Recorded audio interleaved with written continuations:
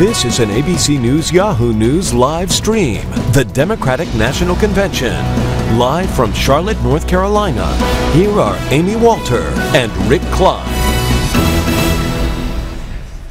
Hello and welcome to Charlotte, North Carolina. A very nice evening tonight here in Charlotte, but we are inside at the Time Warner Cable Arena, otherwise known as the Cable Box, for the final night of the Democratic National Convention, where, of course, we are going to hear in just a little while from the President of the United States making his case to the public, to an American public right now that is somewhat disappointed in the current direction of the country, making the case for why he should get a second term. That's right. This is the big night of the convention, of course. To give you a little idea of the logistics, we are here at abcnews.com, at Yahoo News, also at YouTube Politics channel. We're also going to be hashtagging it on Twitter at hashtag DNC2012 at Rick Klein and at Amy Walter. We want you to be part of it, part of the conversation. We're going to bring you some interesting guests. We hope we're interesting guests throughout the night. We're going to bring you some great analysis all the way through all the speeches. We're also going to dip into the best of the speeches. We're going to make sure you don't miss anything terrific that happens on the floor. If you want to watch the floor proceedings, it's right there streaming at abcnews.com. And Amy, this is a huge night, obviously, for President Obama,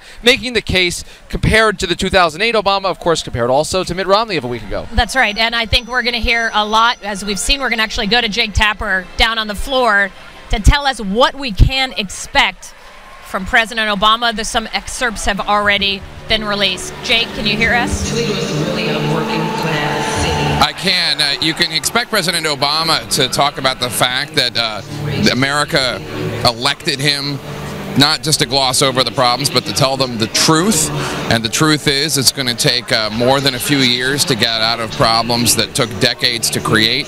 He's going to invoke the legacy of Franklin Delano Roosevelt. He's going to say that the path that he's promising to lead Americans on is not the easy path, but it is the more rewarding path.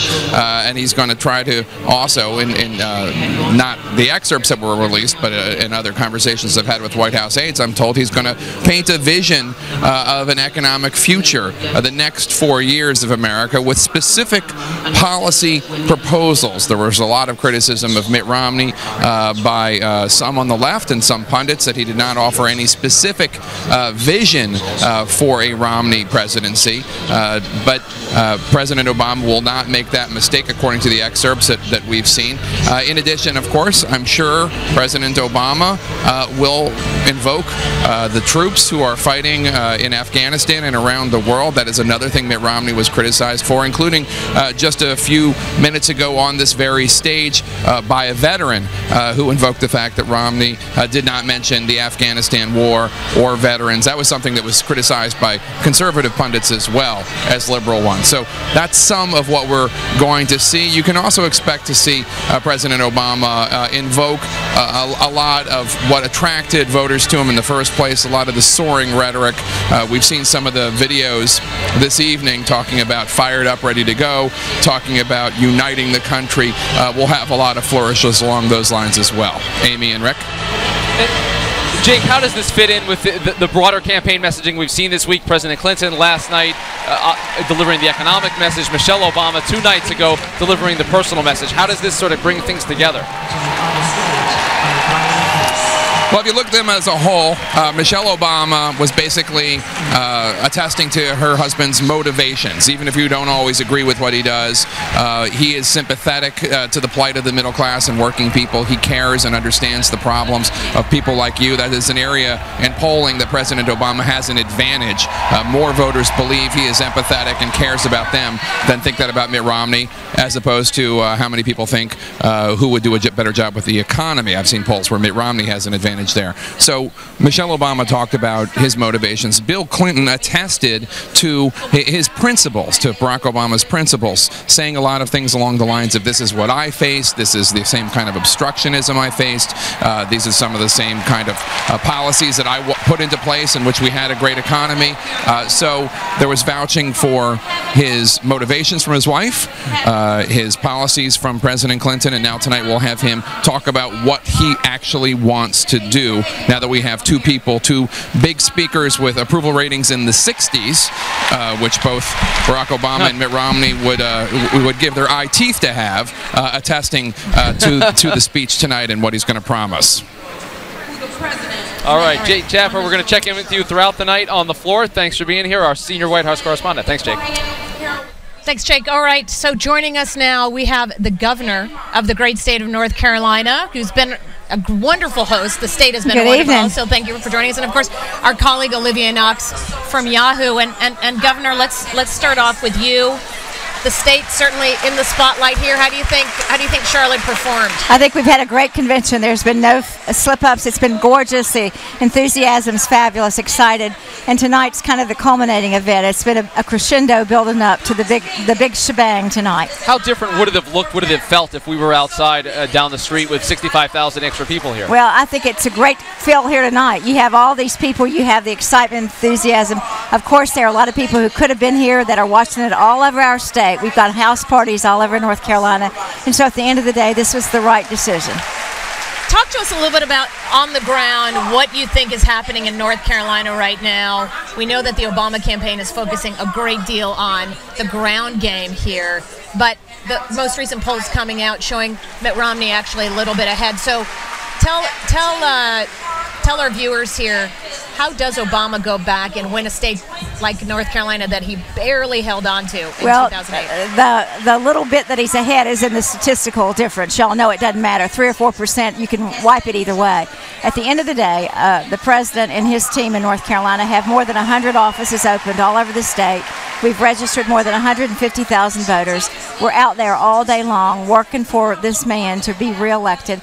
The message is clear. You either go back to what got us in the mess, or you go forward with the president and let him have the chance to finish out our economic recovery plan. I think he's going to carry North Carolina. Governor, is there any danger at all that the decision to change the venue tonight might disappoint some of the folks who are involved in the ground game that the Obama campaign talks about? People are always disappointed, but they love the president, they love North Carolina, and they love the Democratic Party. And they love America more than all those three combined. And at the end of the day, whether they were here or not, they're excited. They're at these house parties, as I've mentioned. I was talking this morning with a group that was bringing 6 busloads of people from Chapel Hill, which is where I'm going to live and where I've lived 13 years. And the folks were a little bit disappointed, but they were excited. They understood North Carolina weather. They understood the storms. And there is no backing away from the president over a change of venue. That's ludicrous when you're talking about the future of the country's economy. Governor Perdue, from the geography to the messaging tonight, President Obama has a steep hill to just match what he brought in terms of the enthusiasm, the excitement of that speech in 2008. How different is it to your mind to have a president running for re-election in terms of what kind of vision is being presented? I think he's got a very steep hill. We all know that. But the fact is, this is a man that's bold enough to climb Mount Kilimanjaro. He is a great leader and has done great things for America and especially for North Carolina. I mean, it's been building up. You heard Bill Clinton last night magnificently state the case, talk about the reasons we're where we are, the reasons he needs to be reelected, and the fact that these folks want to throw him out after they created the mess because he hadn't had time to fix it. I thought that strategy was great. Tonight he's going to give us a plan as to how we're going to get there. He has the articulation skills to deliver it in a way that makes us all feel like we can make this happen. I believe he'll end this night on a high with all of America having a chance to rethink the challenges this country has. That's the truth that we need to talk about. This challenge about fixing the deficit and moving forward with investments in infrastructure and education and taking care of women's health care. The president talked a lot in 2008 about the fact that he was going to be a different kind of politician. He was going to transcend the typical partisan and the back and forth. And now we're looking at a Washington and a Congress that has its lowest approval ratings maybe ever in history. So how does he challenge, how does he talk about that? The fact that 4 years later, this Washington and this level of governing that he said he was going to bring hasn't come to bear. How can he say that? Before you answer that, just on the floor right now is the Attorney General of Delaware, Beau Biden, who's going through the nomination process for the Vice President. We're going to hear from Vice President Biden tonight as part of the warm-up act for President Obama, of course, but there will be other business at the convention. Sorry about that. Yeah, no problem. There he is. So a great servant of the people in the military. Yes, he is. He was over. I think he was over on the National Guard for over a year. He was over in Afghanistan. So, but the broader question is, how does he convince the American public to trust him again? They gave their trust in him that he was going to change things in Washington, and they're as polarized as ever? I think they've seen what's happened all over America. I believe that when President Obama promised as a president-elect and as a candidate that he would change America, he really did believe that there were leaders who were elected with partisan labels who after the election would come together to focus on solving the problems of the country. It's happening all over the country. It's happening state house by state legislative house. This absolute indecisiveness of elected leaders to do what's right for their state and for their country.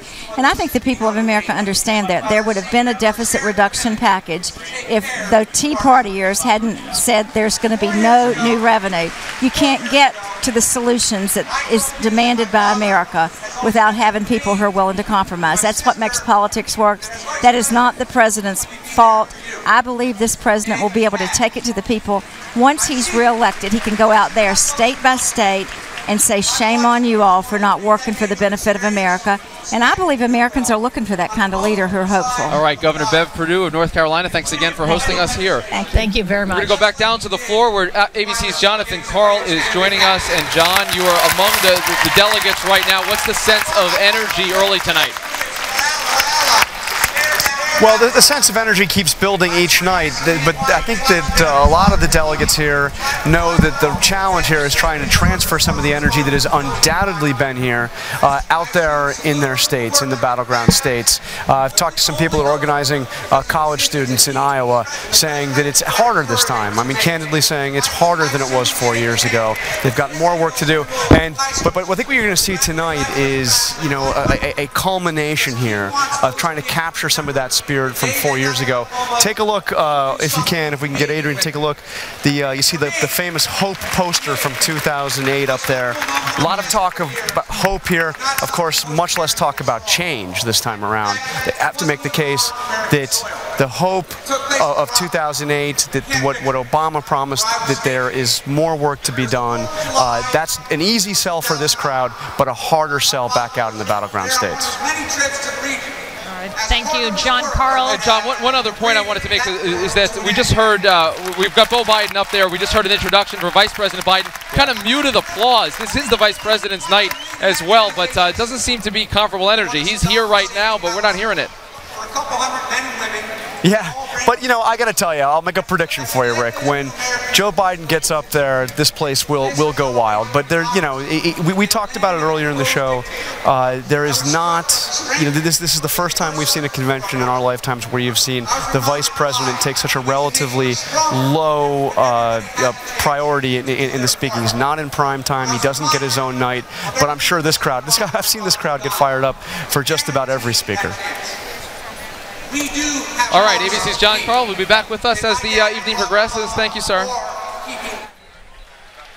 The one thing John Karl will not be doing is being buried in balloons. Remember? That's right. That's because of the last-minute switch. No balloons. We have heard, though, that there may be some confetti machines that have been rolled in. We've spotted them. We've seen them. We've spotted confetti machines. The cannons. Okay, well, one topic that has been very, very talked about, certainly on the podium here and in speeches as well as in talks around around Charlotte for this convention, has been the issue of gay rights. And joining us right now, Chad Griffin is the new president of the Human Rights Campaign. Thanks for joining us. Thank you. Thank you for having me. Sure. You know, for so many years, the issue of gay rights was used as a wedge issue against Democrats. There was, it was not so far back, 2004, a lot of Democrats said we lost the race, we lost Ohio because of the gay rights issue. Now it seems Democrats want to use it against Republicans. Tell us how that happened. Well, there's no question. The way that we have seen the country move on this issue, it has moved at lightning pace. We have seen, by the way, Republicans and Democrats across the country stand up for marriage equality. But I think what's unique at this convention is that marriage equality, we didn't have one speaker talking about it. It was integrated throughout this convention. You heard it every day. You heard it from virtually every speaker. And as the country has moved on this issue, now a majority of Americans support marriage equality. And as that has happened, so has our elected officials moved, and so has this party moved. And I suspect someday in the not-too-distant future, the Republican Party, too, will be in the same spot that the Democratic Party is on this issue.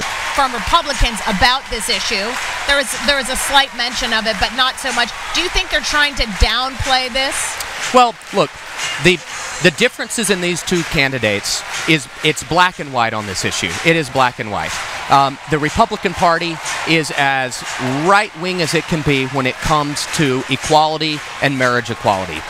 In many ways, I heard someone else say it looks much more like the platform of 1812 as opposed to 2012. But that party platform is not only out of touch with where the majority of Americans are, it's out of touch where the Republican voters are. They're moving like lightning on this issue. It's lightning pace, including young Republicans. And if they want to expand the base of the Republican Party, they are going to have to come along quickly and not let those far-right activists write this part of their party platform. We just heard behind us Joe Biden's name entered into nomination for the vice presidency. Joe Biden wiping away a tear. We're going to hear from him a little bit later tonight in the 9 o'clock hour there in his family box. One of his grandsons with his wife, Dr. Jill Biden, as well. He's going to be one of the warm-up acts for the president himself. And Chad, before we let you go, is it remarkable to you how fast things have moved on this? I mean, John Kerry stood up there as a candidate who opposed gay marriage. Barack Obama ran for election the first time as a candidate who opposed gay marriage. It's not just civil unions. You know, you have an entire reversal. This party platform has now moved on this issue. Has it moved more quickly than you thought? Obviously, it's gotten to the point you wanted it to be, but has the speed surprised you? Look, I think the speed surprised a lot of people. But every American, whether they know it or not, has someone close to them, someone in their family or a close friend or colleague at the office who is LGBT. And what the research shows is when you know someone, you are not going to wish harm against them. You are not going to want their families to not have the same, rights and privileges as you do.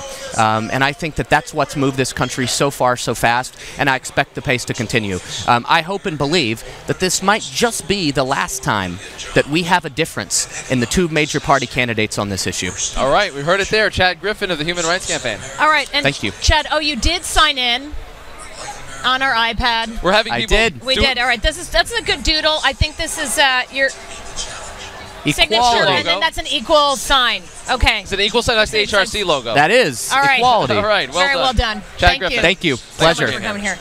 It is remarkable, Amy. A lot of people thought that it might happen for President Obama to run for re-election, having changed his mind on this. You would think the politically expedient thing is to do it after the election, so people thought it might happen afterward. But you could tell that he was personally struggling with it. He needed to come out there. He got it off his plate relatively early in the campaign cycle, and it's done. Well, also he knew that the party was also moving ahead of him, and that the party platform was going to include a gay marriage plank.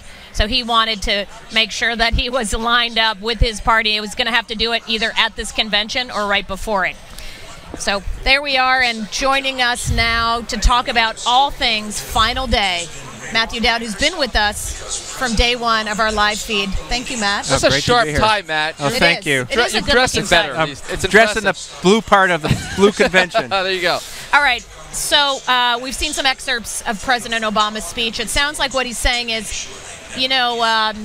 stick with me. I'm gonna make things better. It's not gonna be awesome, and it's gonna hurt a little bit, but you believed in me before, believe in me again. Is that enough for him to say? Well, I think what you've seen is actually, I think the Democrats in the president's campaign have done a good job of building blocks. Michelle Obama started leaning into it. Bill Clinton leaned it into it some more, basically saying, we never thought it was going to be easy. He came into a more difficult time than I did, and now I think President Barack Obama is going to take it one step further and basically say we're on the right path, we're doing the right thing, things aren't good today, but just stick with me, as you say, and we'll take it a step further. I think that's the only message in this environment. He can't oversell it, even though people in this crowd believe we're better off than 4 years ago and the country's better off. Undecided voters in Ohio, Virginia, and Florida don't believe that, and so he understands that fine line. Matthew, you were involved in the Bush campaign, obviously in 2004 at a very high level. How difficult is it? How different is it in a challenger versus an incumbent crafting a message for a night like this? Well, it's the whole campaign is much more difficult, and I've actually had this conversation with Robert Gibbs and David Axelrod, and I warned them long ago that I said the campaign for a re-elect is not as fun. It becomes work. The challenge is that we're going to take the hill, and everybody's excited and enthusiastic. And if you've seen from the Democrats and the president, is keeping the hill is a lot harder and a lot different emotion than taking the hill. And I think you've seen that. I think, again, they've done a masterful job at the convention. But I think the president, as we've talked about, is going to be faced with another, as an incumbent, the jobs report tomorrow. And that's one of the things, as a challenger, you don't have to face with. So he could have a great convention, and then all of a sudden a jobs report could put water in the gas tank that they've revved up. And, you know, you don't have any control over that, and that's part of the thing about running for re-election. But up until this point, it seems that it's the Obama campaign that's been on the offensive. They feel like the people charging the hill every day, and it's the Romney campaign in many ways that's been reacting to whatever the Obama campaign is doing or reacting to changes in the environment. So does the Romney campaign need to be getting more offense-oriented for these next 60 days? Well, I think you would expect them come Monday or maybe even Sunday to sort of some major initiative, some major thing that we all sort of don't know that they're going to say we're going to try to force them back on their heels a little. I think they would, I'm sure, hope, not for the country, but for their campaign, that the jobs numbers are bad so they could use that as a lift. But I think September, interestingly, September usually is the month of mistakes. And it's how you either don't know it and it trips you up, or how you handle it and it helps you. And then October is the month of debates. But September is will somebody make a mistake? And can Mitt Romney and his campaign force the president to make a mistake and then take advantage of it? So what is your theory on bounce? We're essentially tied. We've been tied. We've been talking about this for months and months and months about how maybe there's no bounce left. However, there's a sense in the Obama campaign that this is a good moment for them. They've been riding a bit of a winning streak. They have the convention. If the jobs number comes their way, then maybe they're riding. Do you think it's possible that they start to pull away after this convention? Yes, I do. I actually think it's probable that they get some lift, 3 or 4, maybe 5 points. I think if you gave him true serum after this convention, and if he gives a good speech tonight, the president, and they don't get a bounce, they're going to be disappointed. I have to believe that after the Republicans didn't get much out of theirs, the Democrats have had, in many people's mind, a successful convention. If they don't get a bounce, that's problematic for them. The question becomes I think they'll get a bounce. How sustainable is it? Is it gone in a week or 10 days? We obviously don't know the answer to that. It could be a situation where it locks in at a 2 or 3 point race, and that's a big advantage for an incumbent. It's very difficult for a challenger to come from behind. Only one has done it in modern presidential history, come from behind after the conventions, Ronald Reagan in 1980. So I think they would like to see a 3 or 4 point lead. How important is it for Mitt Romney to put that vision thing out there? You know, this is what Democrats are saying about the Republican convention, is that it was heavy on criticism of Obama, very light on what his vision was going to be and what the specific path was forward under a Romney administration. Well, Amy, I think that's a crucial question. I think their campaign has been premised on the idea the environment of the country is going to elect a challenger. It's going to defeat the president. As long as they make few mistakes and run a decent campaign, that's what will happen. They're going to be faced within a week or so, if the president takes a slight lead, that they can't run that campaign anymore, that they're going to have to do something different. And the thing they have to do different is lay out a forward-looking vision and not ask the question, are you better off than you were 4 years ago, but really say, let's compare and contrast the two visions. Because they could have run a 9-month campaign and be sitting on now losing, and they know they can't just win by not making a mistake. Now on the stage behind us, the Foo Fighters will have lots of entertainment like that throughout the night. The celebrity quotient always pretty high at Democratic conventions, particularly in contrast to Republican conventions. Matthew, finally, you referenced this jobs report. These come out every month. There's only a couple of them left, though. Do you get the sense that these numbers matter enough to change perceptions of the economy? We know roughly where the unemployment rate is going to be. It feels like we're in the sense of middling through the economy. Yes, it'll be better, maybe a little bit, but not terrific. Is it too late to even change that perception? Is there any number we can get tomorrow where you can actually say, wow, the economy's back? Well, I think if the number is something close to 200,000 or plus 200,000, I think that could have an impact. People say, well, I heard all this message, just stick with us. They hear that, and all of a sudden they get a really good jobs report. If it's somewhere between the 100 and 150, 160,000, I think it has little to no effect.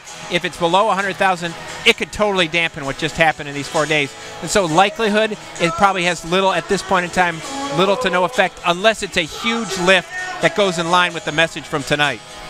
And regardless of what number it is this the last one that could influence voters? I mean, by the time we get the October report, do you think voters have already locked in their mind what this economy is, right? It's either getting better, it's getting worse, or it's staying the same? I think this one, absent some crazy number, this one is it. This is it. And then you have a debate on October 3rd, and it's 2 days later. I think that debate on October 3rd will determine much more about what happens this election than an October 5th John's number. ABC's Matt Dowd, looking sharp, sounding sharper. Thank you, sir. Really Thank appreciate it.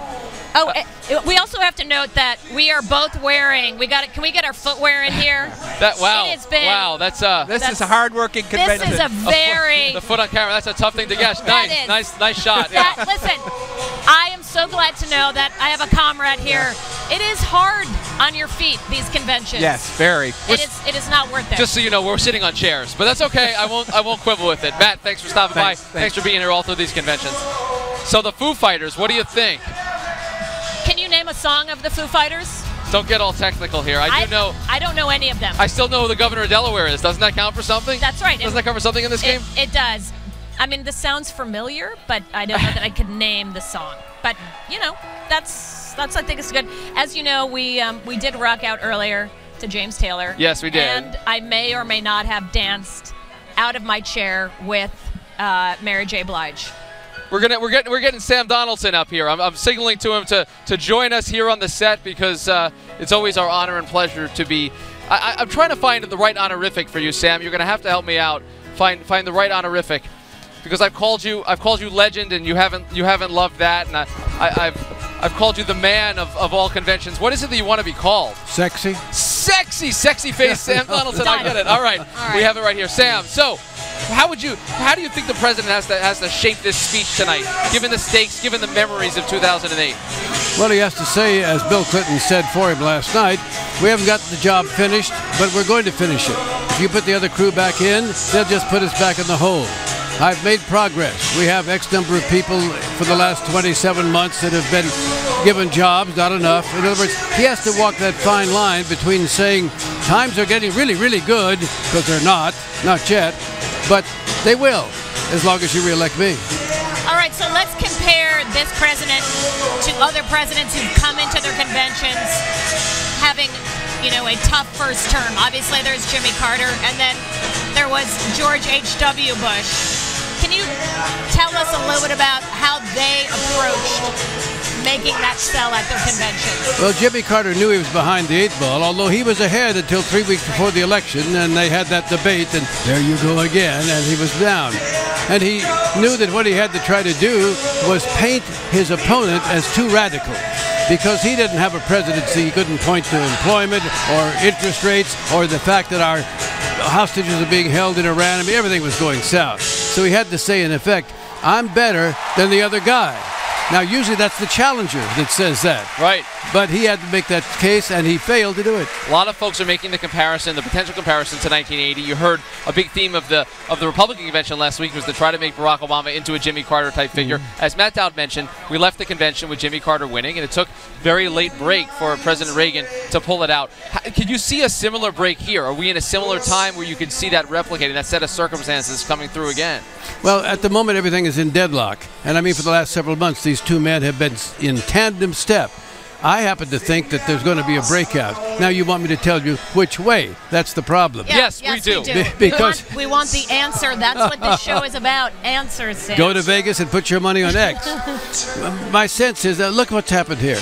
There was excitement in Tampa, but not like this. I expected to find these Democrats a little dismoral, no morale, because they were behind with the economy and all of that. Instead, if they're going to lose, they don't know it yet. I mean, no one's told them. They haven't gotten the message. This kind of thing could be infectious. But let's face it, it's a tough sell for President Obama, because no matter whose fault it was or whose fault it is, he's in charge, and people don't have jobs or a home. Well, that seems like a strategy now that Democrats are focusing on, is not just blaming the fact that they got handed a bad economy, but they're spending a lot of time talking about how Republicans in Congress are blocking them, right? That this is an obstinate Congress whose whole goal from the very beginning was to make sure that the president failed. Is that the kind of thing that you can sell to voters as a reason to re-elect someone? Well, it's a fact. It's a fact. It's one of those stubborn facts. However, the answer to your question is not really. If you have a bad problem in the fact that you've lost your job and your house and your money and what have you. You don't care whose fault it was in the past. You want to know who's going to do something about it. And here's a guy who's had 4 years. And to make the case, and they've got a lot of reason to make the case that he couldn't do it in 4 years. No one could, as Bill Clinton said last night, does not help me if I'm out of a job. So the siren call of someone else saying, I'll do it for you, throw the bums out and get the next bums in, and let's see if they can. Indeed. All right, the facts are stubborn. The man is sexy. He is Sam Donaldson. It is truly my honor and pleasure to be seated next to you once again at the convention. Sam, thanks for being here. I'm seated next to Amy, but if you say so. We're going to reposition it just to make it happen. Thank you, Rick. Facts are stubborn Sam. things, Thank you, aren't Amy. they? All right. Bye-bye. And he's still not on Twitter, but, you know, what can we do? I'm not, never. We heard it again. Okay. Very disappointing. Thank you, Sam. Appreciate it. You know, and we got the words sexy and Sam Donaldson in a sentence, so I think our work here is done. Exactly. Right? Exactly. Yeah. I think we're done with all the work we could possibly get done at the convention. Once again, the Foo Fighters are entertaining us behind us. If you want to watch all the stage action, the abcnews.com has several live streams to watch it all. We're going to be here throughout the night, bringing you the best of the floor action, but also the best of what we can bring, streaming at abcnews.com, at Yahoo News with some of our friends from that partnership, some friends from Univision as well. We're also streaming at the YouTube Politics channel. It is our honor to be joined now by the Reverend Jesse Jackson. Reverend Jackson, thank you for being here. Really appreciate it. Charlotte, North Carolina, and all of its splendor. It is beautiful. We're having a great time. So one of the iconic images in 2008, I'm sure people talk about it all the time, the tear running down your face at Grant Park on election night 2008. Do you feel the same kind of visceral investment in this election that you did 4 years ago? It's a different investment. You know, then it was the joy of the moment of victory after a hard-fought campaign and the journey. Because I was very aware we'd been in that same spot 40 years before, tear gas, fighting the end of Vietnam War and the Democratic Convention. And as I thought about the people who made that night possible, Dr. King and Medgar Evers and nameless faceless ones in Selma, Alabama, who were either there or couldn't get there. And I thought about their pain. I felt them acutely, and so that was that moment. Now that was a crusade. Now we have a track record, and this is a significant track record. You cannot ignore the fact that President Barack inherited us on the edge of a depression. Lost 4 million jobs in 4 years. Now we've gained 4.5 million, and that's a swing of 8.5 million votes. More Americans are covered with health insurance. That matters. All the motor vendors can do Trump was gone. It's back and #1 again. 100,000 troops out of Iraq, and that's a big deal. So that just we had a certain passion and emotion for that moment. There's now a track record. And I thought that President Clinton did a good job last night of laying out that case, which I think has not been getting through. Well, what seemed what President Clinton did was he laid out the rebuttal in many ways to Mitt Romney. Is the job then of the president tonight to lay out the case for his second term more than a rebuttal simply of Mitt Romney's attack? Not so much a rebuttal, but to lay out what he has done and how he plans to expand upon it. When he came into office, the arrow was pointing downward radically. The banks were in collapse. Automotive industry in collapse. The job market in collapse. Now those arrows are each pointing up, but he must say we dug out the hole, now we're coming up. President Clinton said last night he did not inherit a hole that deep, and he's not known of anyone who ever has, and yet we're coming out of that hole, and with a great degree of dignity. No one has ever come out the hole with rocks being thrown at them while they're coming out. You're not an American, they say. You're not one of us. You're not a Christian. You are not born. You're not legitimate. Against those ugly expressions of obstruction, Barack has maintained his dignity to an amazing degree. Reverend Jackson, what do you think this crowd and the Democrats across the country, particularly those who voted for him 4 years ago and aren't sold right now, what do they need to hear about the next 4 years? The record established for the last couple of nights, what do they need to hear about what's next? I'm convinced it must address poverty and violence in a different way. There are 50 million Americans tonight in poverty. They're unbankable. Many of them don't have a car. They cannot make ends meet. And many of them are facing malnutrition, and so are their children. It's a factor in violence and in withdrawals. 54 million Americans are food insecure. So as you go to Ohio, for example, 33 counties are in Appalachia. So why not revisit Lyndon Johnson's steps where he kicked off the war on poverty in Appalachia? Why Appalachia? Because it put a white face on poverty. It de-racialized the debate. We could focus on poverty.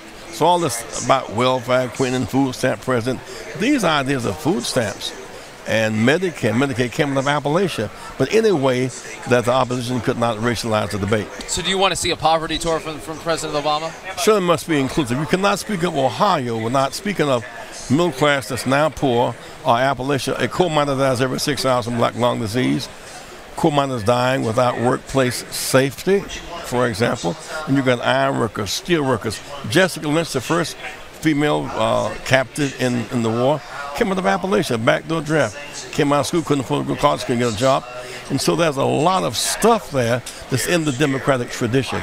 And I hope that that's included in the message and the days beyond. What would you say to those folks who don't have the job, who didn't see that the president lived up to the expectation they thought of he's going to change the way Washington works, and they say, you know what, he's a good man, he's tried really hard, but what can he do to tell them why things are going to be better in 4 years when Washington looks as dysfunctional as ever, when the economy still seems stuck and we still have 8.3% unemployment? The part of the dysfunctionality was when the opposition declared they had a one-item agenda. Our agenda is not jobs. Our agenda is to destroy you. That is quite a statement to make by the opposition House and Senate leadership. Also, I'm convinced that he's salvaging the right to vote, which is under attack. We're in Charlotte, North Carolina today. Why is there now Honda and Toyota in the South, and Boeing and Airbus? Why can't we have the Carolina Panthers here in Charlotte? Because the cotton curtain is down. President Obama has worked to keep that curtain down. Others are trying to rebuild it. We are better off and better 4 years later. And if we expand upon the foundation years late, we'll be better off still. But do you think that's sort of cold comfort, this idea, well, it's Republicans, they're obstructionists, to somebody who's saying, you know what, that's fine and everything, but that doesn't answer the question about what are you going to do to make my life better? Because it sure doesn't feel like it's changed for the better in the last couple of years. Well, they're still not getting health coverage in the transition. They're certainly not getting their basic needs taken advantage of. And surely people are reasonably intelligent. We know that the banking collapse wiped out home ownership with record foreclosures because you didn't have the Glass-Steagall Act and they chose risk investment over lending. We know that without oversight, these banks ripped people off and they lost lawsuits. The amount in settlement did not correspond, however, to the amount of the thievery of the banks engaged in, so that people know President Barack brought us out of a mess, and we're coming out of that mess. And maybe if he said it in first-person terms, it'd be dismissed as political. President Clinton gave validation to just how deep the hole was, how ugly the climate has been, and why we can trust going forward by this hope and not backwards by fear and division. All right, finally and briefly, Reverend Jackson, the slogan that you'd like to see for 2012. Hope and change was 2008. What is it this time? Keep hope alive. Keep hope alive. That's good. I've never heard that one before. That's a good one. I wonder where that came from. That was well done. We didn't have that planned. Reverend Jesse Jackson, thank you so much. We appreciate well it. Done. I hope and trust you're going to give us a doodle on the way out if you haven't already on the iPad. Keep hope alive. Keep hope alive. All right, we heard it. We heard it right there. Okay, great. Earlier tonight, man on message. Exactly. We heard. We did see James Taylor, and he had some fun with the crowd. He was out there about an hour or two ago, entertaining the crowd a little bit. As he came out, he had a chair there. You kind of know what happened next. I hope we have the clip. Let's take a look. I know it's an empty chair. It makes you nervous, doesn't it? That's all right. I'm going to sit on it. How can I talk to it?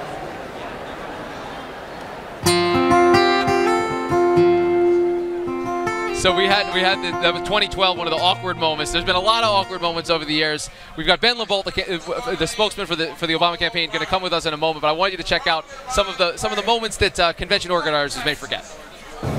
It's nice around here, right? Yeah, it's really nice. Yeah. We can take a little bit of a stroll. Yeah, this is great. Thank you. I had a really good time with you. Yeah, me too. It was fun. Can I see you again? Yeah, that'd be great. That awkward moment where possibility does a faceplant with reality and the whole world is watching.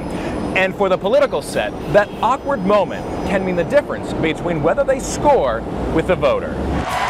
Presidential candidate Al Gore eagerly recycled an expressive lip lock with then-wife Tipper, setting a new standard for air preservation.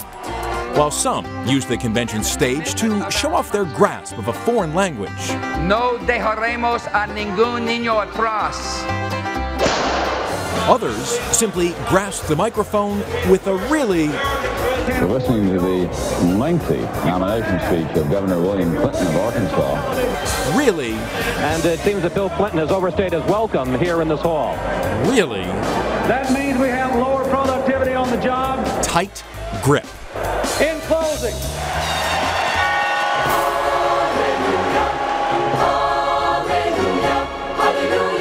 I would like to demonstrate for you the Al Gore version of the Macarena. Not satisfied with inventing the internet, Al Gore single-handedly ended the country's fling with the Macarena. Would you like to see it again? And Bill Clinton proved that what comes from the heart can sometimes look awkward. And that awkward expression can speak volumes, even when the body is doing all the talking. But it's all about forgiveness for those awkward moments that can mean the difference between party unity and a party of one.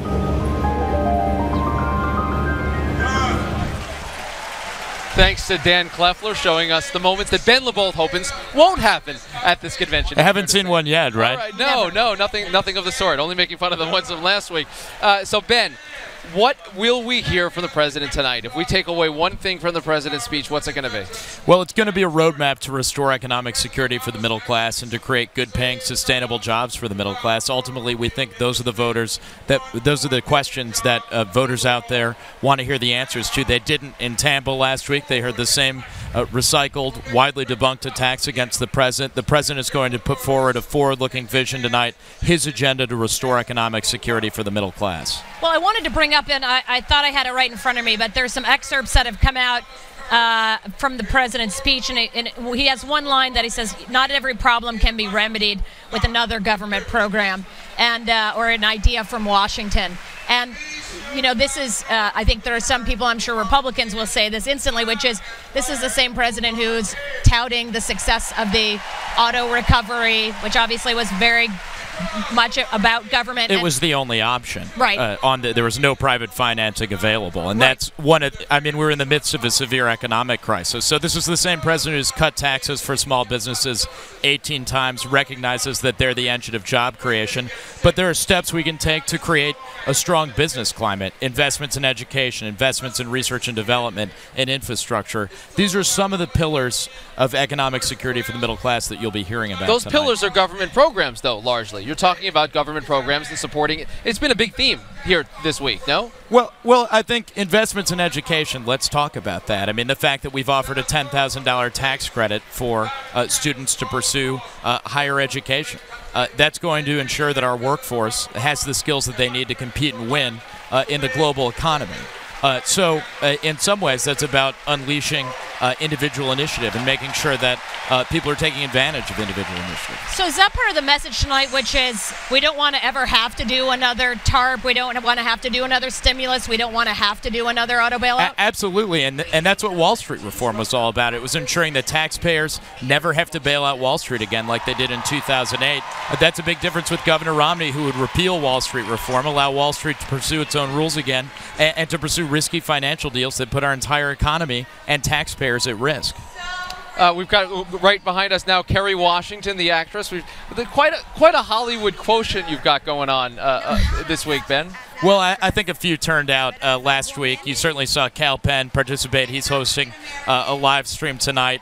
Nobody's been more involved in getting young voters involved in this campaign than Cal, and I think that's a strength of the president's, that he's gotten people involved in politics who've never been involved before. Kerry Washington, the star of the ABC program Scandal, we should mention. And Cal gave us a hashtag. You may not know about this. He did, but, you know, he wasn't able to. Listen, I'm just going to say it. Cal Penn, he failed us, you know. I mean, what happened? Well, we asked for a hashtag. We wanted a hashtag, and we wanted to start trending, and we only got 31 follows. He gave us headphones. Yeah. Was the hashtag headphones? Didn't work. Just, Well, we'll work on that tonight. See what you can do if you get the president to sprinkle it in. I'm just saying. Just he's got a big speech. I heard some people are going to watch it tonight.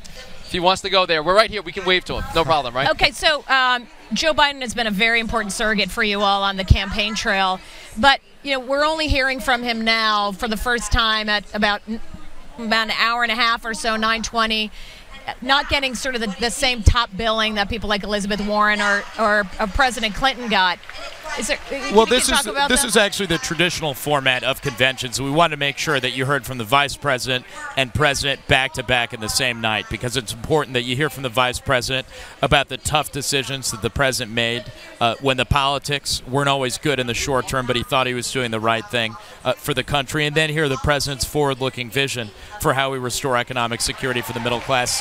1996 and before, you typically heard from the number 2 and number 1 on the ticket on the same night. We've returned to that format. And secondly, you may have noticed last week that viewership online was almost as high as network viewership. We like that. Exactly. We support that. No question about that. So I think there will be millions and millions of viewers around the country. We're not concerned about reaching the American people. I think they'll see the vice president's speech tonight. Another tradition that we've returned to tonight, not entirely by choice, I know, is that we have a roof over our head here. How disappointing is it that you have these 65,000 people out there who had tickets, who were expecting to attend the event down the street at Bank of America Stadium, and now they're going to have to watch it on TV like everyone else? I think there's understanding that public safety has to come first. The president did a conference call with these supporters earlier today to make sure that they heard exclusively from him in advance of the speech. Only people across the country heard from him today, and we're going to try to find an opportunity to catch up with them along the campaign trail. We're still using this convention as an organizational tool. You heard Jim Messina talk about the 5,000 watch parties across the country that'll be hosted tonight. People are texting, they're calling friends and neighbors who are undecided, and we look forward to catching up with those supporters along the campaign trail. So right after tonight's speech, the president, well, actually tomorrow, the president is going to head along with the First Lady, the Vice President, and Dr. Biden up to New Hampshire. Can you tell us why you picked New Hampshire, a state that has 4 electoral votes? It's obviously been critical in past elections, but it seems like if we were going to pick one state that the president had spent more time than ever, it was going to be Ohio or Colorado. Well, look, you've seen a strong presence from our campaign in all the close and competitive states since the general election began. There's no doubt that all of those 4 principals will be traveling to the key states in the months ahead. But New Hampshire is important to the math. It's a critical state.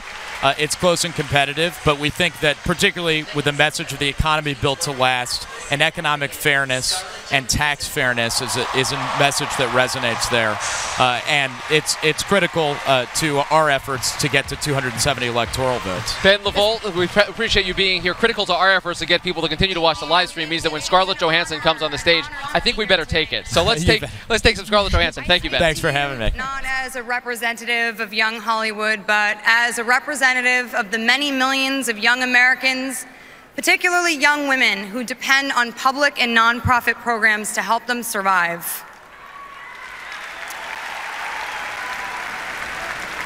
I grew up in New York City. I grew up with 4 siblings. My father barely made enough to get by. We moved every year, and we finally settled in a housing development for lower middle-income families. We went to public schools and depended on programs for school transport and lunches, as did most of my friends. My girlfriends from high school to this day still depend on Planned Parenthood and often Medicaid for important health care services. In 2008, less than half of all eligible voters between the ages of 18 and 24 voted, less than half. Young America, why are we only speaking with half our voice when so many issues at stake here directly affect us?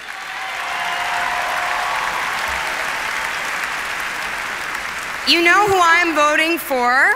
I'm not going to tell you who to vote for. I'm here to ask you to commit to vote.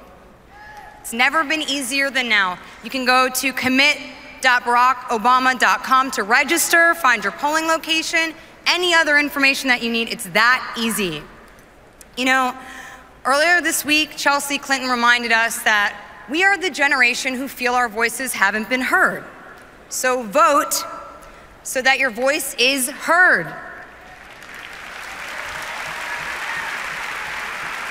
Over the last 2 days, we've been reminded of something that perhaps we forgot. What has been accomplished and what is at stake. Whether we can get health care, afford college, be guaranteed equal pay, all of these things are at great, great risk. And that's why I'm here today, to use whatever attention I'm fortunate enough to receive to shed the spotlight on what's at stake for all of us.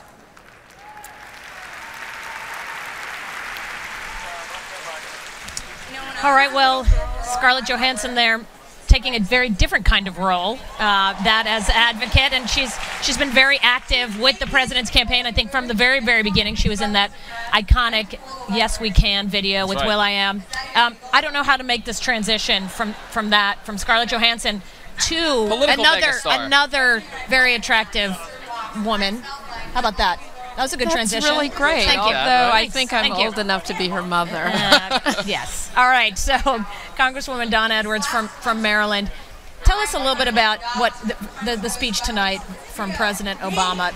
It seems like President Obama is really not debating or rebutting Mitt Romney as much as he's living under the shadow of the President Obama speech of 2008. How does he do that? Well, I think there was a high water mark, obviously, for 2008, something that's not going to be repeated, but we're in a different time, too, and I think what the President has to do tonight, everybody over the last couple of days, and we've all made the case about why the President has earned a second term, and I think the President will have an opportunity to lay out the agenda for a second term. And I think that Bill Clinton set the table last night, and we were all inspired by that. But now it's the president's turn, and I'm just really excited to hear him this evening. Is there more of a burden on him to lay out an agenda than there was 4 years ago? Even he was a fresh president, a fresh face then. He could rely a lot on the intangibles of hope and change. Is it more important to hear tonight? Okay, we're already here. He's got the White House. What comes next? You know, I have to tell you. I mean, when the president came in, I mean, we can all go back to the mess that he inherited, but I don't even think he knew what he was inheriting until he got in. It was far worse than any of us ever really thought, and so I think that this go around, it really is a different time. And you know, we're all about, and I think President Clinton described this last night, how do we create jobs and opportunities and the conditions for success in a 21st century global economy that is not like the last century, are not the jobs that we lost. And I think that's the agenda the president is going to lay forward. Okay, both parties have said this is the most important election in our lifetimes, very clear choices about the direction we want to go in. One side wins, they're going to have to deal with almost instantly the fact that there's a fiscal cliff looming. You all could be back for a lame duck Congress having to deal with big, big issues. How worried are you that whoever wins is going to believe that they now have a mandate for this path forward, and that the idea of compromise is going to get thrown out the window? Well, I actually think it's quite the opposite. I think one of the things that will happen is that the president will, I believe that President Obama is going to win, and when he does, what he does is he comes in with 4 years to go. Members of Congress will have to run in another election cycle and another one after that. It's going to be incumbent on all of us to just set this stuff aside. I mean, we can't have the argument anymore about whether President Obama should be reelected for another term, and I think that actually changes the debate. But if he couldn't change the debate last time with the huge, overwhelming support of the American people, what makes you think is going to happen this time? Well, I don't agree with you. I mean, I think that part of what will happen is that all of those folks who are out there who started out from day one saying that their #1 job was to make sure that this president didn't serve out a second term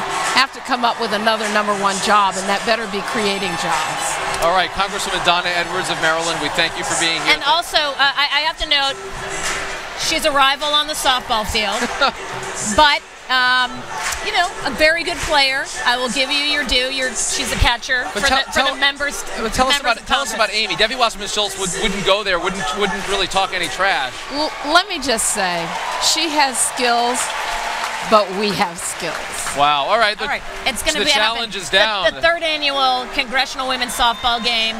I will bring my trophy, but I will be keeping it. Well, you know, we've all had trophies. Oh, wow. The grudge match is on. All right, Congresswoman Edwards, thank you so much. Thank you. We're going to hop down to the convention floor where ABC's Cokie Roberts has that perch out behind the stage. It's a terrific view. We're jealous of it only slightly. We're looking for you. We're way across the arena. And Cokie, what's the feel down there tonight? Well, as you can see, everybody's dancing at the moment, dancing and singing and clapping and just in a fabulous mood. This is a joyous crowd. I continue to be amazed. This is my 12th Democratic convention, my 20th convention, and I have never seen Democrats behaving like this. They are disciplined. They are happy. They sit in their seats during speeches, except when they stand up and cheer, which they often do. They are handed signs that go with the theme of a speech. They accept them readily and wave them in the air happily, and they are just absolutely ready to do whatever it is the party wants them to do to go out from here and try to make it possible for Barack Obama to win. And they greet anybody. It's remarkable. I mean, people you have absolutely never heard of, they are thrilled to cheer for. Well, Cokie, you have a fantastic perch right there, but most Americans, of course, are going to be watching this speech on their television set. What is it that Bill Clinton needs to talk to those television-watching Americans tonight? Those Americans, 67% of whom are, I'm being told that I said Bill Clinton. I'm sorry, I meant President Barack Obama. 67% of voters out there now think the country is off on the wrong track. Well, I think that you've heard from a lot of other people what he needs to do is not, what I would have to say is not terribly different, because it is pretty clear. He needs to lay out a vision for the next 4 years that will make it so that people think that he can make life better. Yes. All right, Cokie, we're about to see a pretty emotional moment. This is Congresswoman Gabby Giffords.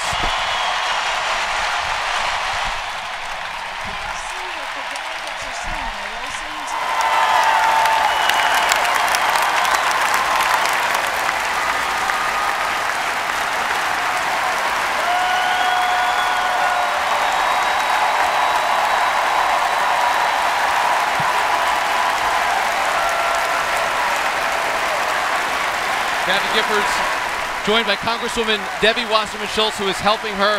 It's been about a year and a half since an attack almost killed her. A remarkable journey, a remarkable recovery, and an emotional high point. Lots of tears in this crowd as Gabby Giffords gets set to recite the pledge. Right, and remember, this is a woman who has given up her seat. She's pledging to bring herself back. Here's the pledge. To the flag of the United States of America, and to the republic for which it stands, one nation, under God, indivisible, liberty and justice for all.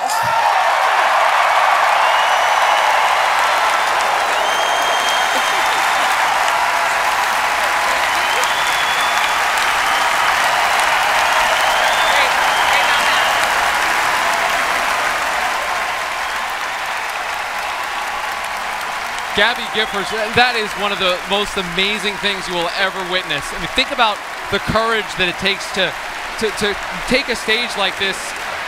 Given the journey of recovery that she's gone through, there's not a dry eye in this house. No. Look around. I mean, that is a powerful moment. Absolutely. You know, when she came to the floor of Congress for the first time, there was that same sense of, disbelief. This was unbelievable that this woman had made such a strong recovery in such a short time. And there she is, walking out on stage with one of her very good friends, the chairwoman of the DNC. And we're joined in the booth here by George Stephanopoulos. George, you watch this like the rest of us. Really something. Not a dry eye here either. Hard to maintain any objectivity watching Gabby Giffords say that pledge. And you know, to see her face transform when you watch her saying that pledge and see the concentration it took and the determination for her to get it out and get it right, and then the joy at finishing. It was really something, and what a journey she has had over this last year and a half.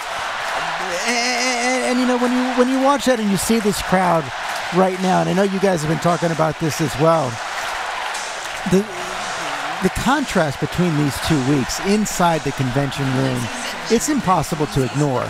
The striking difference in intensity, in enthusiasm, and frankly in joy. I mean, in some ways Bill Clinton broke through last night. I think one of the most important things he did last night was to give Democrats this happy warrior feeling that has been missing from this campaign so far. We've got Caroline Kennedy taking the stage. Let's take a look at some of what she has to say. To make sure that Barack Obama is re-elected President of the United States. 4 years ago, I was inspired by the way Senator Obama had lived his life, fighting for jobs, giving hope to the hopeless, and working day in and day out for the America he believes in.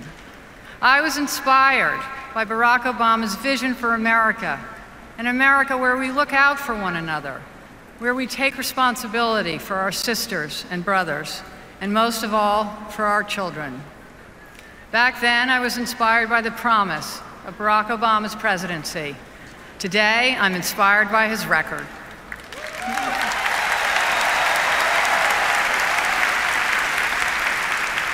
Over the past 4 years, we have had a president who has committed himself and his administration to the values that made America great: economic fairness, equal opportunity, and the belief that if each of us gives back to this country we love, and all of us work together, there is no challenge we cannot overcome. Those are the ideals that my father and my uncles fought for. Those are the ideals I believe in. And this election is about whether we will advance those ideals or let them be swept away. Like my father's election in 1960, this is one of those elections where the future of our country is at stake.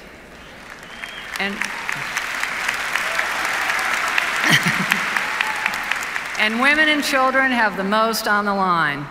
The president has been a champion for women's rights. The first bill he signed was to make sure women can fight for equal pay for equal work. His commitment to women is about even more than economic rights. It's about health care, reproductive rights, and our ability to make our own decisions about ourselves, our families, and our future. When it comes to what's best for women, there is only one candidate in this race who is on our side: Barack Obama.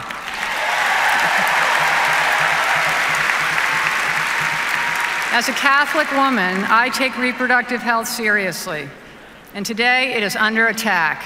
This year alone, more than a dozen states have passed more than 40 restrictions on women's access to reproductive health care. That's not the kind of future I want for my daughters or your daughters. Now isn't the time to roll back the rights we were winning when my father was president. Now is the time to move this country forward.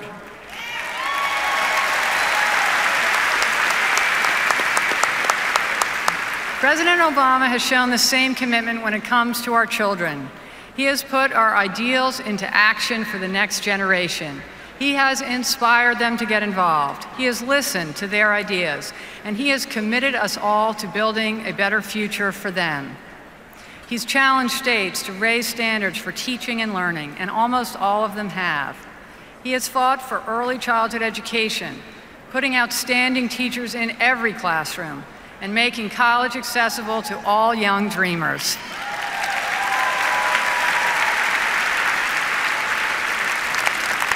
I know Barack Obama will fight for women and children and all Americans because he has proven it.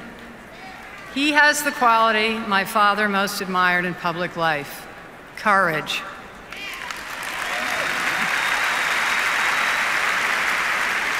Despite critics who said it wasn't good politics, President Obama listened to my Uncle Teddy and staked his presidency on making health care accessible to all Americans.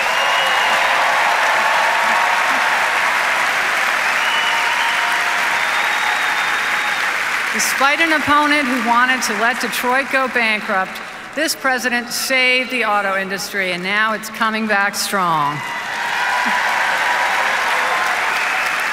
He not only demonstrated— That is Caroline Kennedy. Kennedy name been so much in the spotlight this week. John Carl is down on the floor where he has found two of the celebrities of this convention, the brothers Castro. John? Okay, Rick, first a pop question. I'm with the Castro brothers. Can you tell which one is which? I don't see any rings in there. I think the one in the middle, though, doesn't look like the others. Yeah, that's what We're saying Julian on the left. All right, is that well, right? it's a Julian on the left. No, that's right there. That's right. That's good. That's good. Amy, you're wrong. Okay, so I am here in the Texas delegation. Incredible honor to be here with Mayor Julian Castro. Thank you very much for joining us. Yeah, thank you. And his brother, Joaquin Castro, who is working his way towards the U.S. Congress. Yes. So, first of all, how many times are you mistaken for your brother here? Well, back home it's about 10 times a day. This week it's about 1,000 times now. It's been amazing. And what do you think? I mean, is it gone to his head? No. But he did a great job. Done a wonderful job. I'm just very proud. Yeah. So it was a huge speech. I mean, to come on the national stage like that. How have things changed for you? Well, yeah, you're right. It's a huge moment. I was glad to do it well and get it over with. But of course, just in terms of being recognized and so forth, especially around all the great Democrats that are here in Charlotte, it's harder to get down the street right now, as you can imagine. And I imagine the transformation was immediate. I mean, before the speech, I mean, you'd gotten some attention. People started, but before the speech, I was eating at Panera, alone. Now I can't go in there. Okay, so tell me, you've been up there. You know what it's like to have the big moment. Barack Obama's got a really big moment tonight. What does he do to kind of try to recapture that energy from 4 years ago? Well, I think he has just a fantastic opportunity to speak both from the perspective of the last 4 years as the leader of the United States and the progress that the country has made, and then also to speak from the heart and relate the way that the First Lady did from the experiences, the struggles that they went through in their life and that Americans, many American families are dealing with now, and why the investments that he's making as president, why that's going to lead to more opportunity in the future. And I'm confident that he'll do it. I think he'll do a great job tonight. But Joaquin, the slogan last time around was hope and change. Sure. And it's hard for it's hard to run on change again. You're not done making the change you wanted to do, maybe. But how does he do that? He's the incumbent president. He's basically asking to maintain the status quo, at least the political status quo. Well, I mean, I think he reminds the American public of where he started and where we've come. And the fact that he's faced a very stubborn Republican congressional majority that's made it as difficult as any Congress has ever made it for any president to make progress for our country. And I think the president's going to do that tonight. But doesn't he bear some of that responsibility for that? I mean, I would take your point. This has been the most divided we've ever seen, at least in the modern era, the Congress. And he's been unable to attract any Republican support. I mean, is that all the Republicans? Well, I mean, it's tough when, the Senate Majority Leader makes it his top priority to defeat the president rather than creating more jobs for the American people. That's a party with misplaced priorities. And so I think the president has faced a very tough situation. And even still, we've had 29 straight months of job growth, 4.5 million jobs, and we're bouncing back. So do you think we'll see the president say that we're better off today than we were 4 years ago? And we heard Bill Clinton make that point emphatically and without hesitation. But we've also seen some of the president's own top advisors, at least initially, have a hard time answering that question. I think the case is there to be made. I mean, it's been made very clearly. And folks ought to remember that when he took office, and we're talking about being on the brink of a Great Depression, losing between 750,000 and 800,000 jobs that month of January 2009. The economy wasn't a free fall. People have heard that. They didn't just have to hear about it, they were living it. To compare that, where we were then, to where we are now, as Joaquin mentioned, with continuous improvement, nobody is saying that we're where we need to be, but it is a world away, a lot of progress from where we were. He needs to make that case. The case is there to be made. He shouldn't back away from the idea that the nation is in a better place. It is better off than we were when he took office on January 20th of 2009. But you'd acknowledge that there is a challenge here for the president of trying to recapture some of that energy. The energy is obviously here in the hall. I mean, you heard it when you were up on the stage.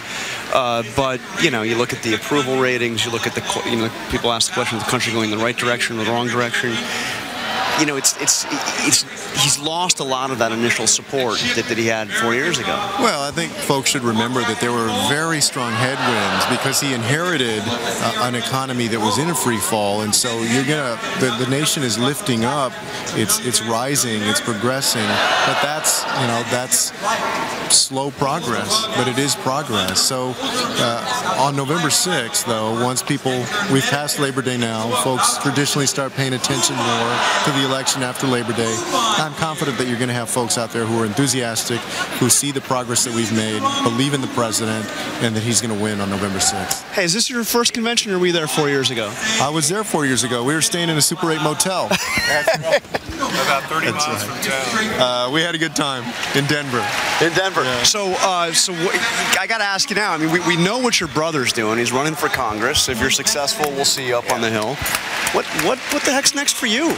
I'll be in San Antonio for a while. You know, I have up to 2017 if the voters will have me. That would be my tenure. I just made that up because I want to be there. We're making great progress. It's the 7th largest city now in the nation and a rising city. So I'll be there for a while. All right. Julian Castro, mayor of San Antonio. His brother Joaquin Castro, candidate for Congress. Thank you so much for joining us. So, Rick, congratulations on getting it right. And Amy, we'll talk to you later about this. I actually had a secret spy on that, and her name was Alfre Woodard, who knew the Castro brothers from each other there. That was impressive. That is a hardcore Democrat, if you can pull that off already after a couple of days. Oh, yeah. So give us Alfre Woodard, terrific actress, of course, formerly of ABC's Desperate Housewives and of many movies and some terrific television shows. Tell us the sense of your mood. What is it like being in here tonight? Oh, I'm stoked. I'm fired up. You know, I never cooled off from 2008, but, I know some people got a little sleepy, but coming into this hall, starting on the first night with the First Lady and with the mayor of San Antonio, Julian, and Lily Ledbetter, they just lifted us up. They reminded us who we are as Democrats and what is at stake this time out and how much we have to protect of what the president has done on behalf of all Americans. Now, I think it was here where you were talking about the youth vote and how important it is to keep that youth vote engaged. Oh, yes. Yeah. So you may still be hot from 2008, but is it your sense that those 18 to 29-year-olds have cooled a little bit from where they were back then? Well, they might have cooled just a little bit because we pumped them up. They started to feel a little bit like it's a Super Bowl and you choose a side. What we have to talk to them about is that politics is a way of life. It is part of being adult. It's the same as taking care of your physical health, your spiritual health. You have to have a say in a democracy. If you don't, somebody will have a say for you. And it'll go on with or without you. So they may not know that. So that's why we're going door to door, campus to campus, reminding them. But also, you have to remember this. There's a long primary season, and we just sort of watch the primaries, the Republican primary play out. It's the fall. Everybody is being reminded by our incredibly dynamic and beautiful mom-in-chief that it's time to suit up. And now that we're saying suit up, it's the fall, it's time to play ball, I think those kids are going to come out again. I think they know that their investment in this election is the deepest one because they're going to be here longer than I am and all the rest of the boomers. Can you get the magic, though, with just the hope part of hope and change? Because you can't call for change if you've already got the White House. It's just a lot harder to make that case. We didn't ask to change clothes. It wasn't about just getting the White House. Change is something. Change ain't easy. Change has to be worked for. It's got to be protected. You got to get your hands around it. And what happened, we put Barack Obama, this incredible grassroots movement, fueled him to the White House, and then we went about our business. And then we let that Congress fall in 2010 into the hands of people who had no desire really to govern. So what we have to know is we got to show up every day. We are the ones that protect the change. And I think we're understanding that right now. Change is something that happens gradually. Think of it as a garden. Now, Barack Obama has planted a garden. Everything we need is in place to grow the economy, and it's taken root, and it's coming up. You don't go out the next week and think you're going to have vegetables. You know, that's ridiculous. Is that what happened, though? I mean, did people figure, okay, I did my hard work, I voted? You know what? I don't think there's ever been a moment in history where a movement for fundamental change came from the people themselves. And so we're learning, but we're quick learners, and now we understand that. We certainly don't want to give back the reins of power to people who are walking through, kicking up the roots, and they have no seeds, they have no ideas, and they're really not interested in producing something for the whole of the community. These are some pretty good analogies. Did they ask you to go up there and give those? I mean, you think about, are you going to write this down and put this out there? I'm from Oklahoma, and a Texas mom. We just tell stories all the time. That's how you communicate. Well, did they ask you to do something like come up and give a speech or? Well, I am on the stump. I'm a surrogate, as I was. I got this. Iowa 2008. Oh, it's a classic. In January. So yeah, when I say I'm fired up, I remain fired up because you know what? It was the first time I came out of the far left wing. I'll admit it. I came out of the far left wing of the Democratic Party because being a boomer, I was just tired of being correct in the corner.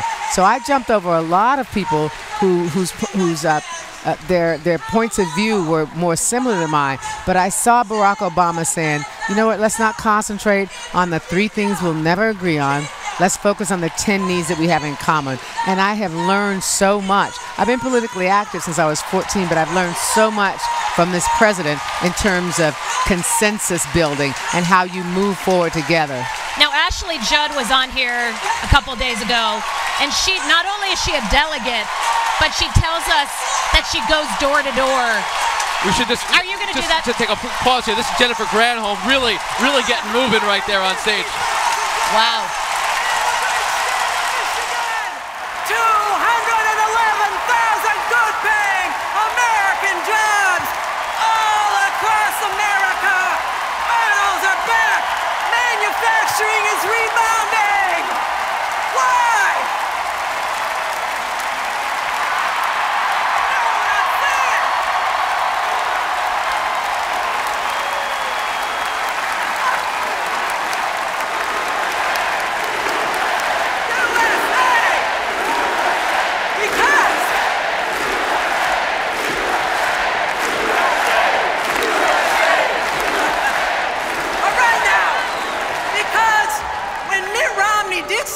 Detroit go bankrupt, who took the wheel? Barack Obama! When America was losing 750,000 jobs per month, who gave us a lift? Barack Obama! When American markets broke down, who jump-started our engine? Barack Obama! And when America needed it most, who got us rolling again on the road to recovery? America, we need to rev up our engines in your car and on your ballot. The D is for drive forward. The R is for reverse. In this election, we are driving forward, not back. Let's re-elect our great president, Barack Obama. Wow, there is the former governor of Michigan making car analogies for this election. No surprise there. She knows a little something about cars. A little something. Wow. Let's hit some final thoughts right now. Alfie Woodard, that was an incredible I know. Really got to go in there. Okay, so that enthusiasm, you saw it on stage, you hear feeling in this arena. What is going to make this election different in terms of getting the very young people that you're talking to say it's not over on Election Day? Well, I think everybody that's here is going to go back home. They're going to bring this energy. First of all, Americans watching, the whole world's watching, and people are going to feel this. You want to go to Eva, don't you? Do you know who that is? I mean, that's my girlfriend. Do you know who that is? That's Eva. Have we seen her before? Let's see what Eva's got. All right. Yeah, let's see it. I have to say hello to Texas. I gotta tell you, I have been at a lot of stages in my life, but none as important as this one. I am honored to be here as co-chair of President Obama's re-election campaign. I feel fortunate to be standing on this stage tonight, and I never could have imagined it growing up. I was born in Corpus Christi, Texas. I'm the youngest of 4 girls, including my oldest sister, Lisa, who has special needs. My mom was a special education teacher, and my dad worked on the Army base. We weren't wealthy, but we were determined to succeed, because in my family there was one cardinal priority: education. You see, for me, college was not an option, it was mandatory. So even though we didn't have a lot of money, we made it work. I signed up for financial aid, Pell Grants, work study, anything I could. And just like our president and first lady, I took out loans to pay for school. I changed oil in a mechanic shop, I flipped burgers at Wendy's, I taught aerobics, and I worked on campus to pay those loans back. And like a lot of you, I did whatever it took, and 4 years later, I got my degree. But more importantly, I got a key to American opportunity, because that's who we are, a nation that rewards ambition with opportunity, where hard work can lead to success no matter where you start. As I travel the country for the president, I see Americans of every background fighting to succeed. They're optimistic, they're ambitious, they're hardworking, but they also want to know that their hard work will pay off. And we're lucky that our president understands the value of American opportunity because he's lived it. And he's fighting to help others achieve it. He's fighting to make college more affordable. He's cut taxes for every working American. He's helping small businesses get loans and has cut their taxes 18 times. 18 times. All right, well, that's Eva Longoria.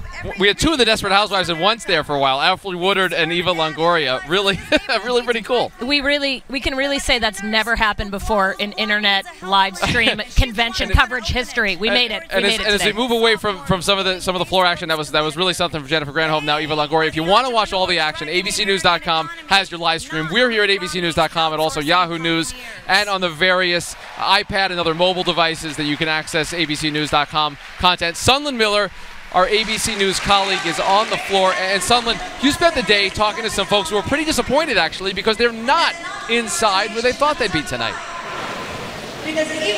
Rick, you can call these people the DDs of this convention. They're disinvited and they're really disappointed.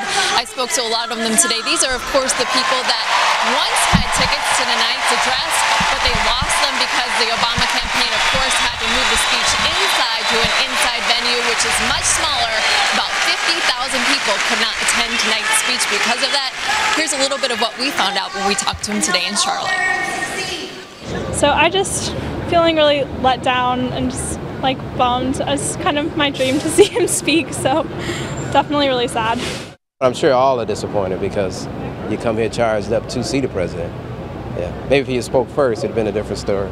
Disappointed. My son said he saw it on Twitter and sent the news over right away, and so everyone's disappointed. It's too bad.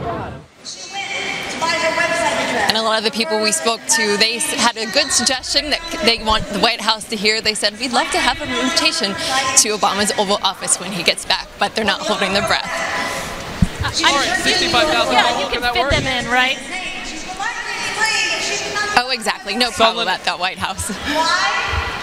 Sunlen, what did they do for some of these people? What are they trying to do for some of the people, 65,000 strong, who thought they were going to get in to see history and are instead out in the, actually a decent Charlotte evening, not raining? this is a huge moment for the Obama campaign and a huge moment for President Obama himself. This is a culmination of an important week, so the campaign doesn't want anything to really cast that shadow over that, so they went to full damage mode right away. They did three things really. One, the president hopped on a conference call with all those 50,000 people that lost their tickets, and he apologized personally to them. Secondly, the campaign promises that those tickets will be honored at another event, sometimes between now and Election Day in Charlotte. We don't know what kind of event that will be, but these people will actually get to see the president then. And of course, then they set up these watch parties all over Charlotte and all over the country. If you had to come and then you lost your ticket, then you'd be able to watch with everyone else, kind of commiserate anyways together. But really the message was that we want your enthusiasm, we still want your vote, we want you to be fired up, but we just don't want you at our big party tonight because there's not enough space. That's right. That was a live picture that we just saw of one of the watch parties that they've set up around town. ABC's Sutherland Miller, thanks for being here and coining a term, the DDs, the disappointed and the disinvited. I love it. Thank you, Sutherland. I'm sure at some point they will become a target group, right? We're gonna hear what turned North Carolina. Was it women? Was it Hispanics? No, it was the DDs. Guess what? 65,000 votes. They would take that. That would swing a state. That is definitely what it was. 14,000 votes that Obama won the state by last time around. So we just came from Eva Longoria making that speech, getting the crowd fired up. And one person who knows a little bit about Eva Longoria, because she's interviewed her a number of times. You know what? Maria Atencio. I knew it was Maria Atencio. I want to hear from you what you think about Eva Longoria. I know she's doing a lot on the trail. She's been very active in this campaign and has been doing that for some time. Tell us what she wants to accomplish, and what's the sense when you talk to her about what her relationship is like with this Obama White House. I've actually had her live twice. She was on our morning show today, and even though she spoke English, I was translating simultaneously. She really speaks to the Latina woman. She talked a lot about small business owners being Latina women. She was really well versed on the issues, and especially she emphasized education, which she did on the podium tonight. I thought she was a much better public speaker than what I imagined, and especially she's helped the Obama campaign a lot financially. She's raised, I think, about $500,000 for the Obama campaign. And I was actually surprised to remember that she supported Hillary in 2008. I don't know if you guys... wow. She was an ardent Hillary supporter in 2008. So I asked her, why get involved in politics at all? You're obviously a famous person. There's no need. And she said, really, everyone needs to get involved in politics, especially our community. So that was really what she was getting at this morning and yesterday, just voter outreach and reaching out to our community, and just her accessibility really said it all for me. Mariana, does she talk about her support for Clinton, her previous support, and trying to bring people along? Honestly, I tried to ask her that, and she decided not to go down that road. But there's brutally. But there are videos on YouTube still of her saying, that Hillary was changed at the time at 2008, and using that word, meaning stressing that she was for Hillary and not so much for Obama. But and you talked about this yesterday with Leon. The Latino community also, has a lot of empathy with the Clintons. Every time I go and do reports in New York, especially around the Harlem area, people just adore the Clintons up there. So it's not that much of a stretch, I would say, but it's definitely great to see her, and they definitely gave her a prominent spot here tonight, I believe. Yes, well, and she had to follow a very fiery Jennifer Granholm. Oh, so yeah. that was a tough spot to come in, but I think she did very well considering. Tell us too a little bit about the Hollywood money and energy seems to have diminished some from 2008. Yes. Are they counting on people like Eva Longoria to go out there and bring those people back, especially bring that money back? I think so. So she had a harder time raising money this time? I mean, I don't, because she wasn't raising money in 2008 as much. I don't know that we can really make the comparison with Eva, but I think we've definitely seen that star power diminish a little bit. Although the Latino community, we saw Mark Anthony on stage tonight. Rosario Dawson has really come out for the youth vote. She was even protesting with the undocumented youth that were arrested earlier this week. You know, Taboo, which you may not know so much, but he's the singer from Black Eyed Peas. He's Latino. He speaks Spanish. Wait, how did you know we didn't know? Yeah, I mean, so Amy made a face. So Unhipness? Is that obvious? My God. No, come on. I had no idea. I had no idea that was. So he speaks fluent Spanish from the Black Eyed Peas, and he's been DJing all the parties this week. So you know, I think the Latino star power is still there, but obviously, you know, this is as big as it's going to get. Eva's as big as Obama has this time around. That's pretty good, though. I mean, I think most people would like to have her on their I would say so. And really, you know, the way she spoke to our viewers this morning, her story really speaks to many of our viewers, especially those women that are watching our morning shows. So she knows, you know, where she has to be and what she has to say, no doubt. Mariana, any sense from your viewers about how engaged they are in this convention versus the last convention? We saw such a concerted push to try to reach Latino voters at the Republican convention. The Democrats, obviously, it's important there for them, too. I'm happy to say that Univision had, you know, we had excellent ratings last week. We you know, in the 18 to 49 demographic, it was, I think in July, it was the second highest ratings besides a soccer game. It was the GOP conventions. That means that people are interested, that people want to know what the politicians are saying. Obviously, the Latino community has felt, you know, that they're been giving more attention in this convention. But I mean, still, the voters are out there. They're up for grabs, and I think the Obama administration has been particularly hurt before the deferred action by the deportations. You know, let's not forget that this is the administration that has deported, you know, the most people. They say, you know, 500,000 people. So just in North Carolina, there are 5,000 kids whose parents have been deported, and we've been speaking with the families. So, you know, there's still lots of issues that they have to sort of figure out, even though they've given our community so much attention. All right, Mariana Atencio from Univision, thank you so much for being here. It's a pleasure. I blinked. When you came in, I knew who you were. I know who No, you come were. on, Amy. After 2 weeks of this intensity, I don't even know my we're own all name. spaced out, you know. Don't know my own name. In fact, I'm going to have to look that up on Google She'll right Google, now. she'll Google herself myself. Mariana, Yes, thank you. thank you so much. Okay, it wasn't that long ago, of course, that it was 3 a.m. Take a look at this. A little bit of a flashback.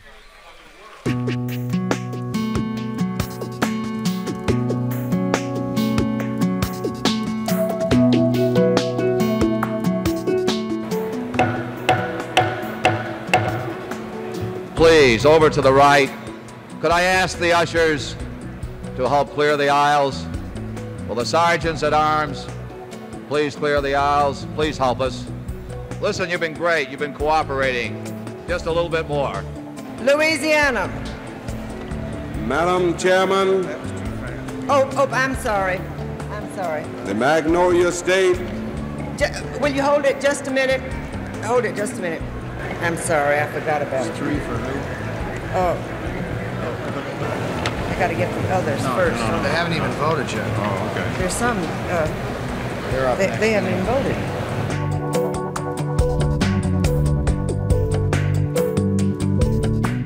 I'm happy to join you for this benediction of our Friday sunrise service.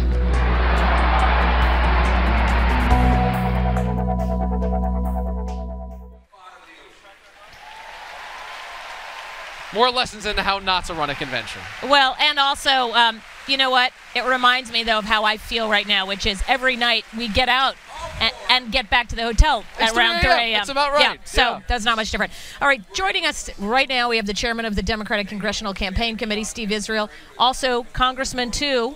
From my native Long Island. Yes. Perfect. Perfect. So this works out very well.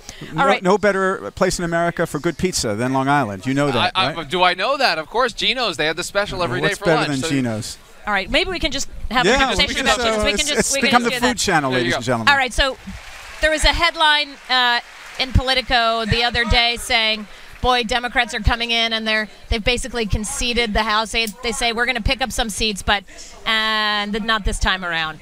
Wrong headline. Oh, it was the wrong headline? Wrong headline. What's the right headline? The House is in play. House is in play.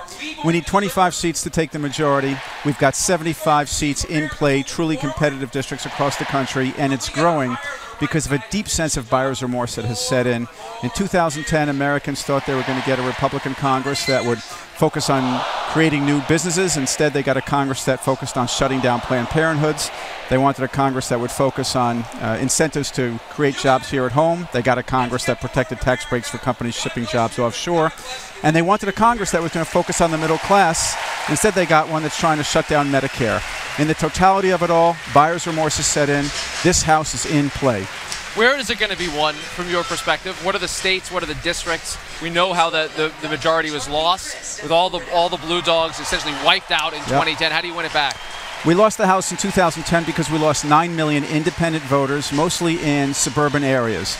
We've got to win them back. Latest generic poll I saw, we're up 8 among independent voters. 66 congressional districts across the country that have a Republican incumbent, a Tea Party incumbent, and voted for President Obama or John Kerry. We start with those 66. We've graduated to 75. I think more come into our column after this convention. So 2006 was a wave, 2008 was a wave, 2010 was a wave, 2012? Remains to be seen. Look, we need 25 seats, so we don't need a tidal wave, but we need some wave. We started August with very tight generics. I would have told you, if we were talking about a month ago, I would have said this is going to be hard. Since August, because of the pick of Paul Ryan, the architect of the plan to end Medicare, Aiken's statements, the extremist statements about rape, the frolicking at the Sea of Galilee, what's happened? The generics have widened. More districts have come into play. We're now 5 points ahead in the generic, where we were 1 point ahead in the generic a month ago. So we got a wind at our back. Congressman, I want to put this conversation on pause because former Governor Charlie Crist is behind us. It's become a staple of these conventions wonderful to have the party switchers come up there. Let's take a look at Governor Crist. We must rebuild our roads and bridges and improve our public schools. And particularly important to me and my state of Florida is the challenge of saving Medicare and Social Security so we can keep our promise to our seniors.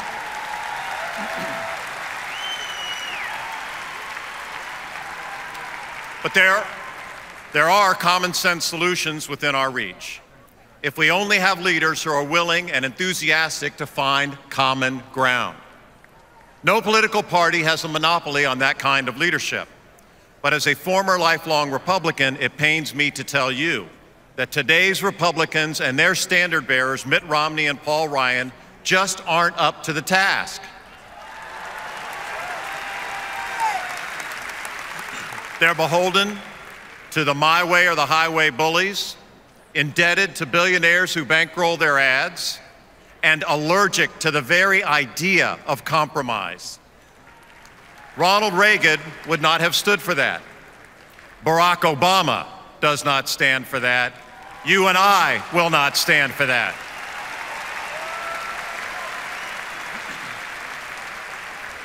I'll be honest with you.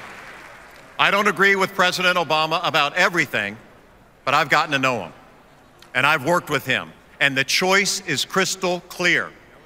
When he took office, the economic crisis had already put my state of Florida on the edge of disaster. The foreclosure crisis was consuming homeowners, the tourists we depend on couldn't visit, and our vital construction industry had come to a standstill. President Obama saw what I saw, a catastrophe in the making. And he took action.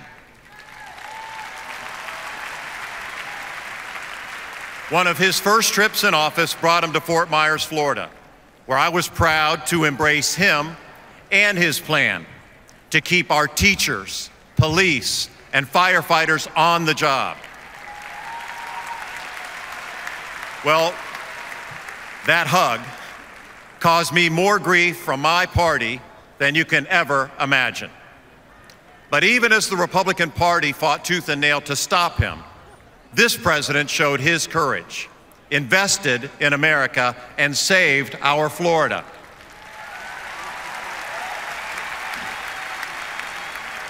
Two years later, Florida and the Gulf Coast faced the worst environmental disaster in our nation's history. This time when a ruptured well spilled nearly 5 million barrels of oil into the Gulf of Mexico. President Obama came to our rescue again, leading a massive cleanup effort and demanding accountability from those responsible. My friends, he didn't see a red state, he didn't see a blue state. He simply saw Americans who needed help. And once again, I saw the leader our country needs. You know, I used to play quarterback just down the road from here at Wake Forest University. And my dad always, go Deacons. And my dad always told me, he said, Charlie, it takes a cool head to win a hot game. My friends, our country is in the middle of a hot game, and we face serious challenges both at home and abroad. Meanwhile, our politics are defined by discord and discontent. Never has it been harder for a president to keep a cool head, and never has it been more important. I look around Florida. I see a state bursting with diversity and opportunity, a state that looks like America's future. When I look at the Republican ticket today, I see two candidates who would break the fundamental promise of Medicare and Social Security and cut investments on our middle class that are so important to our recovery. And then I look at Barack Obama. I see a leader with a cool head, a caring heart, and an open mind. A president who has demonstrated through his demeanor, his grace, and his deeds that he is uniquely qualified to heal our divisions, rebuild our nation, and lead us to a brighter future. That's the leader Florida needs. That's the leader America needs. That's the reason I'm here tonight. Not as a Republican, not as a Democrat, simply as an American who understands that we must come together behind the one man who can lead the way forward in these challenging times. My president, your president, Barack Obama. God bless you and God bless America. Thank you so much. Charlie Crist, the former governor of Florida, now an independent after having lost in the Senate primary to Marco Rubio, man we heard from last week. Steve Israel up in the booth with us. And I was a little surprised, I have to say, that the Democrats decided to embrace him at the convention here. We know where he's coming from politically on this. There aren't a heck of a lot of former McCain voters that are going to be Obama voters. Talk about the message that you heard in Charlie Crist tonight, though. It's the message that will win an election, because Charlie Crist is an example of what happened to the Republican Party. Moderate Republicans have become an endangered species. There are very few moderate Republicans left. They have been, because you beat them all to win the House in 2006. But you know, there were some left. I'll tell you what, there was a great moderate Republican, Tim Johnson, in Southern Illinois. He decided he wasn't even going to run for re-election, not because he didn't think we could beat him, but because he didn't want to stay with the Tea Party Republicans who surrounded him. So, look, the American people have an unquenchable thirst for solutions, not ideology. That's the climate we're in. They don't want left, they don't want right, they want to move forward. And our candidates, our Democratic candidates all over the map, were recruited, not if they're about left or right, but if they're problem solvers. And what Charlie Crist just told us was that Americans want solutions, and that's what this election is about at the presidential level and at the congressional level. Can we talk a little bit about the battle over Medicare? You all at the DCCC have talked a lot about the Ryan budget, saying this is going to be basically an anvil around Republican candidates next fall. Republicans, though, saying we want this fight. And by the way, when you match up the Obamacare versus the Ryan budget, it ends up, at worst, a wash for Republicans. Well, you know, like President Clinton said last night, it takes some brass to attack a guy for what you did. And that's just a matter of fact. It's not just that they want to end Medicare. It's not just that. It's that they have the audacity to say to senior citizens, we can no longer afford Medicare, but we can afford to continue tax cuts for millionaires. So again, it's the anchor is not just Medicare. It's the hinging of ending Medicare in order to fund tax cuts for millionaires. All right, Congressman Steve Israel, Democrat from New York. I want to see what you drew us before we go to John Kerry down here. Can you just show really quickly what you drew for us here? This is my this is my vision. Thank you. I'm afraid to show it. No, don't be afraid. Much better member of Congress than an artist. This is I've adjusted some borders in New York. Evidently, we've grown across Ohio and Canada, and that's Long Island, my hometown, where they serve the best pizza and bagels that you can imagine. I see Babylon right there. That's there right. There That's it is. Right. Right in the middle. Right there. Right. Exactly. Congressman Steve Israel, thanks so much. Thanks, guys. Appreciate it. Thanks for coming Thank you. On the stage right now, let's take a look at Senator John Kerry of Massachusetts making a case about foreign policy. Let's watch. He would rely on them. After all, he's the great outsourcer. But I say to you, this is not the time to outsource the job of Commander-in-Chief. Our opponents like to talk about American exceptionalism, but all they do is talk. They forget that we are exceptional not because we say we are, but because we do exceptional things. We break out of the Great Depression, win 2 world wars, save lives fighting AIDS, pull people out of poverty, defend freedom, go to the moon, and produce exceptional people who even give their lives for civil rights and for human rights. Despite what you heard in Tampa, an exceptional country does care about the rise of the oceans and the future of the planet. That is a responsibility. That is a responsibility from the scriptures. And that too is a responsibility of the leader of the free world. The only thing exceptional about today's Republicans is that almost without exception, they oppose everything that has made America exceptional in the first place. An exceptional nation demands exceptional leadership. It demands the leadership of an exceptional president. And my fellow Americans, that president is Barack Obama. Now just measure the disaster and disarray that he inherited. A war of choice in Iraq had become a war without end, and a war of necessity in Afghanistan had become a war of neglect. Our alliances were shredded. Our moral authority was in tatters. America was isolated in the world. Our military was stretched to the breaking point. Iran marching towards a nuclear weapon unchecked, and Osama bin Laden was still plotting. It took President Obama to make America lead like America again. It took President Obama to restore our moral authority. It took President Obama to ban torture. The president understands that our values don't limit our power, they magnify it. He showed that global leadership is a strategic imperative for America, not a favor that we do to other countries. And President Obama kept his promises. He promised to end the war in Iraq, and he has, and our heroes have come home. He promised to end the war in Afghanistan responsibly, and he is, and our heroes are coming home. He promised to focus like a laser on Al-Qaeda, and he has. And our forces have eliminated more of its leadership in the last 3 years than in all the 8 years that came before. And after more than 10 years without justice for thousands of Americans murdered on 9/11, after Mitt Romney said it would be naive to go into Pakistan to pursue the terrorists, it took President Obama, against the advice of many, to give that order and finally rid this earth of Osama bin Laden.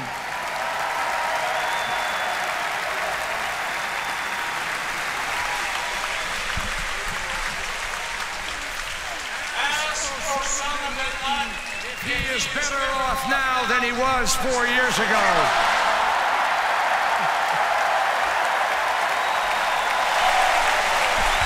That is Senator John Kerry of Massachusetts with a big applause line.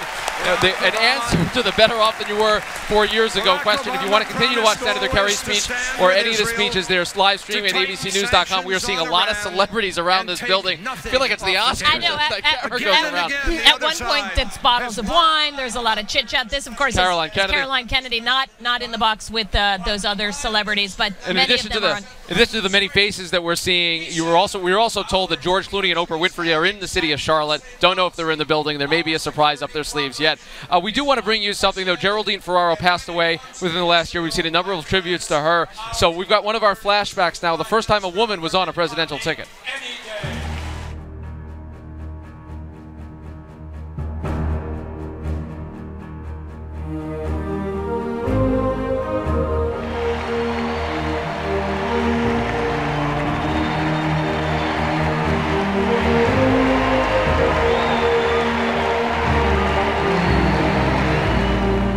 my fellow citizens, I proudly accept your nomination for Vice President of the United States. By choosing a woman to run for our nation's second highest office, you send a powerful signal to all Americans. There are no doors we cannot unlock.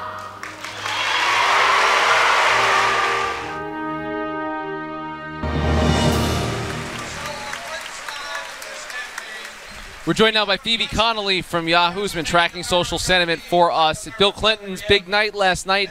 What did the Twitterverse have to say about it? Well, Bill gave a great speech, but he did not beat Michelle Obama's record so far at the conventions for tweets per minute. So he did not break the internet? No, he did not even come close. So Michelle, at her peak of tweets per minute, was 28,000. Bill Clinton only got up. His highest peak was 22,000. But they're all they're beating the Republicans though pretty badly. They are beating the Republicans pretty badly. Now, Twitter does tend to trend liberal, so that's not completely unsurprising. You know, it's funny. That statistic that you saw, the 28,000. Diane Sawyer asked Michelle Obama about it tonight, and she said she didn't know if that was a good number or not. She said, "Well, I bet Justin Bieber gets like 1 million tweets per minute." That sounded like a lot. It's a lot. I think she did pretty well. 28,000 a minute counts, even in the real world, even in the real political world. Yes. All right, and you're also getting some sense of the sentiment out there of folks who are on the internet. Tell us what you're seeing. Right. So our team at the Signal at Yahoo goes through with tools and looks at the tone of the tweets. And the picture around Bill Clinton's speech is particularly interesting because what we saw was a big rush of positive sentiment right at the beginning when he took the floor. And then that started to dip back down.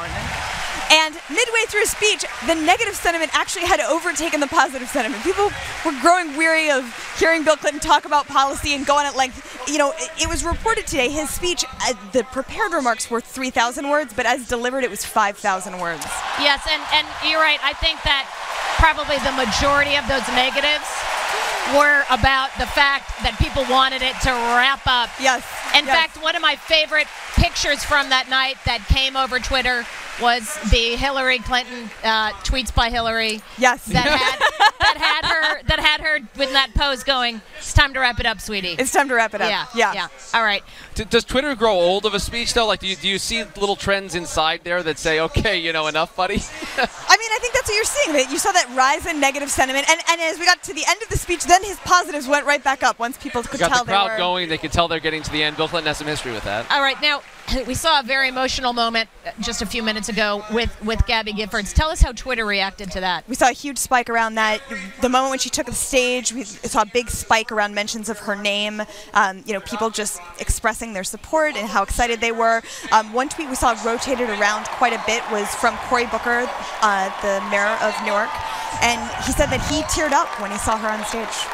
So he wasn't the only one. You looked around this room, there were a lot of eyes like that. Are surprises tweetable events? Is it like when a celebrity shows up, or do you see any little spikes in that, or words or lines? I've got to imagine, like, we just had the John Kerry line about Bin Laden being better off than you were 4 years ago. I'm seeing that as a hashtag already. Is it the element of surprise that helps it? It's the element of surprise. It's when you have that memorable, you know, word, phrase will very quickly switch over and become either a pass-around line or a hashtag on Twitter. And we've also seen it with the celebrities. Kerry Washington, she was trending in the U.S. for some time after she had taken the stage here. Really? And yet we still can't get ourselves to trend. What do we need to do, Phoebe? What do we need to do to help get us here. Is it that the headphones thing, that was a bad idea? Do we need a different Twitter handle? I don't know. I mean, could we get it on the screen so folks at home know they need to be tweeting their excitement about this challenge to our control room. Headphones is our hashtag. We'll have to get it by the end. We did ask Ben LaBolt if he'd have the president say it. I think that would help. Right? I mean, hopefully that'll be how he opens his speech this evening. I don't know if you want to use a platform for that exactly, but we would certainly take it. Phoebe, finally, we've been asking you about the party's efforts to engage in all of this. the fact that there's been so many Democratic speeches that got these kind of trends, does that suggest to you the party is doing something right in terms of getting the word out, or you think it's more a function of the fact that the viewers are tuning in a little bit more engaged? You know, it's really tricky because Twitter just wasn't here for us in the same way the last election cycle. So part of the excitement for all of us who are in that Twitter world and watching it is just seeing how it meshes with this election season. It's really the first time we've seen that. All right, Phoebe Connolly from Yahoo, thank you so much. Thanks. We're seeing on the floor John Kerry wrapping things up. Maybe an audition for Secretary of State. Well, one of the watch parties that have been organized by the city in conjunction with the campaign to house some of the folks who wish that they were in the stadium tonight. Well, speaking of Twitter, there's been a lot of Twitter chatter about the fact that this John Kerry looks very different from the John Kerry of 2004. This is an aggressive. This is a guy who's going on offense. In fact, there are many who've said, where was this guy in 2004? Let's watch a little more. All right. That is how an exceptional nation says thank you to its most exceptional men and women. Mitt Romney says he believes in America and that he will restore American exceptionalism. I have news for him. We already have an exceptional American as president, and we believe in Barack Obama. Thank you, and God bless America. There he is, of course, the nominee in 2004, John Kerry, had some good one-liners in there, including a Sarah Palin joke, which of course always goes over well in a partisan crowd like this. He said Sarah Palin could see Russia from Alaska. Mitt Romney talks like he's only seen Russia by watching Rocky IV. How about that? We also heard from him tonight, really a very, very rough attack on Mitt Romney for not mentioning the troops, not mentioning the war in Afghanistan in his speech tonight, glossing over that. We remember John Kerry reporting for duty in 2004 in one of those odder moments in convention history. One of the things that seemed emblematic of his inability to connect. I did mention the possibility that he's auditioning for Secretary of State. We do know he is going to be playing an important role in this campaign. He's going to be Mitt Romney in debate prep sessions. Oh, that's right. That's right. And that clearly is going to be one area in which he's going to be able to push back some great deal. But, you know, I just wanted to make a point about when former candidates get on stage, they get to be the person that they weren't when they were the nominee because they get much looser. They're not worried about all their handlers telling them what they need to do and what they need to say and how the focus groups are working. So really you see the essence of that candidate when you see them after a campaign. All right, Amy, let's check in with ABC's Mary Bruce, who covers the White House for ABC. Mary, what are we learning so far about this speech, this crowd getting fired up with about an hour to go before the primetime hour that's going to feature the president? Hi, Rick. Hi, Amy. That's right. We have about an hour left to go, and I wanted to touch on something that actually happens tomorrow morning. After all is said and done here tonight, the president wakes up tomorrow to face what could be a stark reminder of the economic reality facing most Americans, and that's the monthly jobs report. Comes out tomorrow morning at 8:30, and you know, while it's possible the president could have had a sort of a sneak peek at some of the data tonight, the White House usually gets a look at it before it's released to the public. The campaign says that will not impact his speech here at all tonight. They say he will continue to deliver the same economic message regardless, which is that we still have a lot more work to do. There's more that he needs to do to help boost jobs, grow the economy, get the middle class back up to where he'd like to see them. But again, this is something that, you know, the campaign worries it could possibly danger that boost that the campaign is hoping for in the president's poll numbers coming out of the convention. But so far, you know, looking at some of the data, the economists say that it's possible that this jobs report might not have too much of a negative impact on the president. So far, they're saying that it looks like the job numbers could stay steady, the unemployment rate could stay steady at 83%, which would mean that, you know, if the projections are correct, that jobs are being created, but just not fast enough to see the unemployment rate decline. So we'll have to see what happens tomorrow morning after the party is done here tonight. And Mary, the one place he's going as well tomorrow is New Hampshire. Can you tell us a little bit about that thinking there? That why would they choose this small state to go to right after their big convention? That's right. The president wakes up tomorrow morning, gets back to work, hits the campaign trail. He's heading to New Hampshire and Iowa tomorrow. Also interesting, Mitt Romney will be in both states tomorrow, although not at the same time. You know, New Hampshire is still a battleground state. It's not one of the states that he's visited nearly as much as, say, Ohio, Iowa, and Florida, but it's still an important state to the campaign and one that they want to still visit and hope to kind of ride out the momentum and that wave that comes from the convention. And important to note that tomorrow he'll be joined by the First Lady on the campaign trail, Vice President Biden, Dr. Biden. It will be the first time that we will see all four of them together on the campaign trail. And then, you know, back to the battleground state of Florida this weekend. He's doing a campaign bus tour there all weekend long. It is upon us indeed. Iowa and New Hampshire really feels like the primaries all over again. ABC's Mary Bruce checking in from the convention floor. Thanks so much for being here. So we're building up now, Amy, to Vice President Biden's speech we're going to see in this hour right now. We're going to continue to be live streaming here at abcnews.com, at Yahoo News. Also available at the YouTube Politics channel. We are on Twitter at Amy E. Walter, at Rick Klein, hashtag at DNC2012. We got a great conversation going so far tonight. And of course, you can also hashtag headphones. Headphones, of course. All right. John Carl is down on the floor with nicer headphones than we have, and I understand you have a special guest. Yeah, we absolutely, Rick. We're joined by Senator Chuck Schumer. Senator, you've been to a lot of Democratic conventions. I would like you to give me a comparison here. The energy level, how does it compare? Start with 4 years ago and other conventions you've been to. Energy level is every bit as good as 4 years ago in building. Bill Clinton looks at the past, says where we were 4 years ago, how we've moved to where we are now. It's better, but not good enough largely because of Republican obstructionism. That tees up the ball for Barack Obama to talk about what he must talk about, the future. Why are Democrats going to make middle-class lives better than Republicans? Why is our vision, our platform much better for them? That's not that hard because the Republican platform is characterized by one word. That is its fatal flaw, narrowness. Mitt Romney has had a privileged, rarefied life. Fine. So did John Kennedy. So did Nelson Rockefeller. But unlike them, he thinks the whole way to solve our economy is help people like him, who tend to be his big contributors anyway.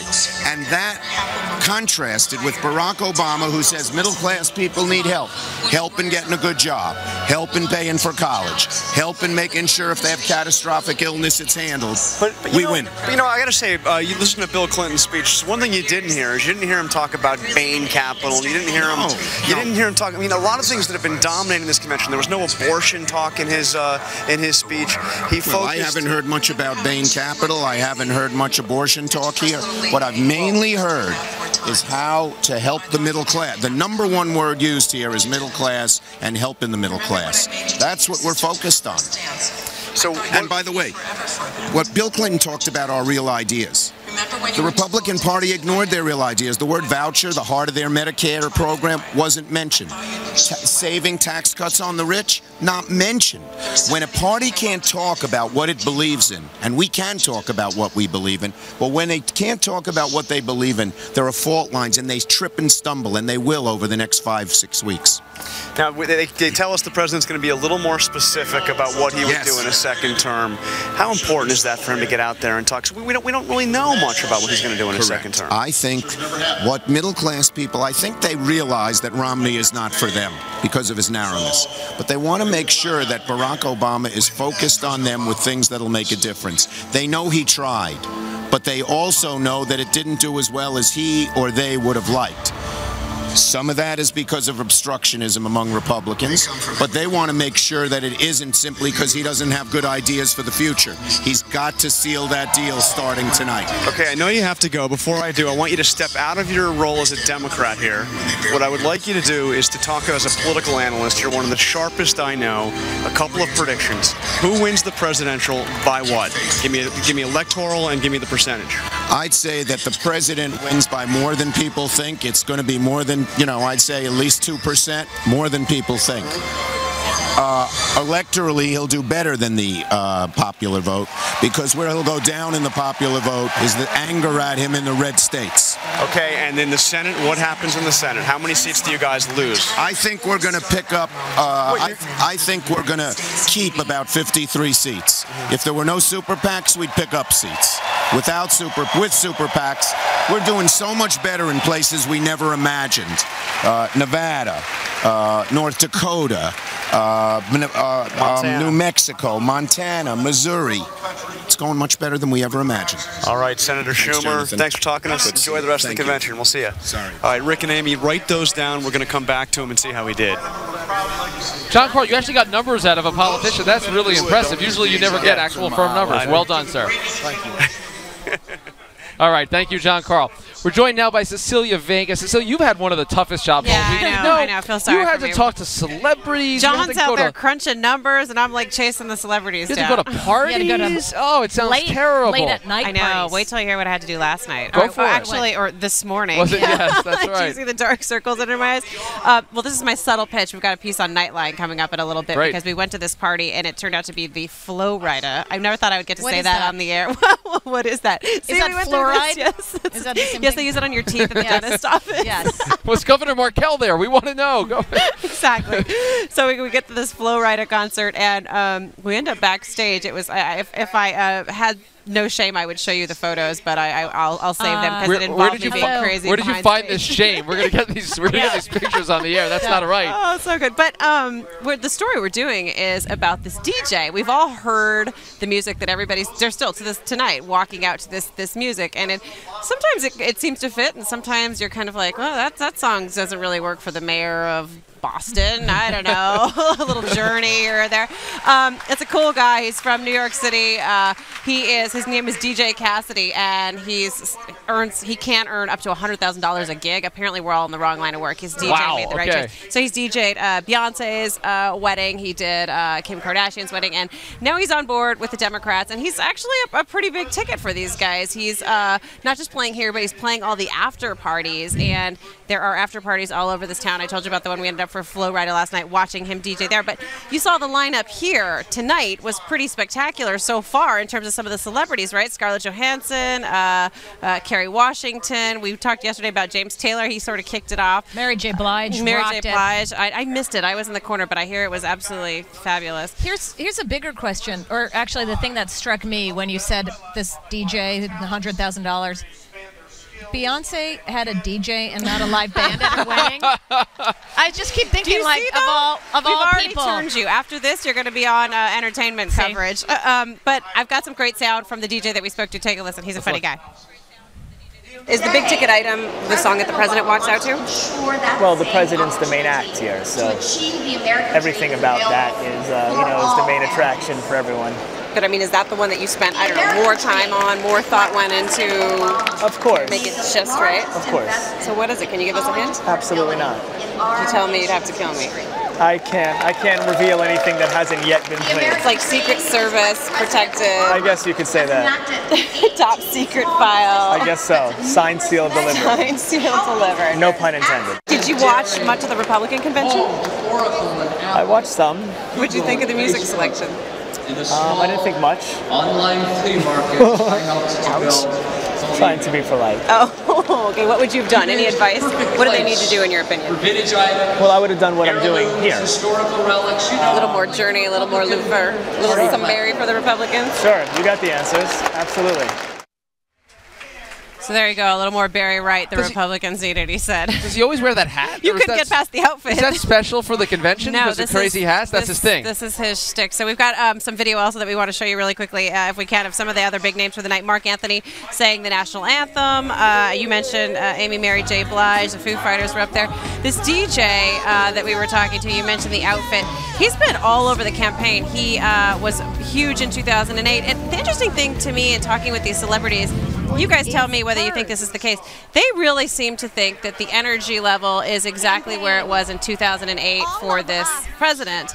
And I know that that's definitely debatable for a lot of people. And is it just because they're the big believers and the, I think that's their friends are just as excited, maybe? It's exactly what I was going to say. It's, it's the community that you're in. And when you're in a community where people are still as committed to the president, they were never going to even think about voting for Mitt Romney, then of course you say it's exactly the same. Yeah. But when you go out there and you talk to the voters that are sitting on the fence right now, they have a very different experience in Get this outside election. of this hall and see what That's a terrific one. Even the Absolutely. politicians have to acknowledge that things are different because they hear it from people around there. Cecilia Vega, we're going to Thanks, watch guys. your piece on Nightline tonight. Thank you, and I'm sure you'll be going to bed at right after Nightline's done, right? Yeah, good, Okay. great job on the coverage here, you Thank guys. you, Cecilia. Thank you so much.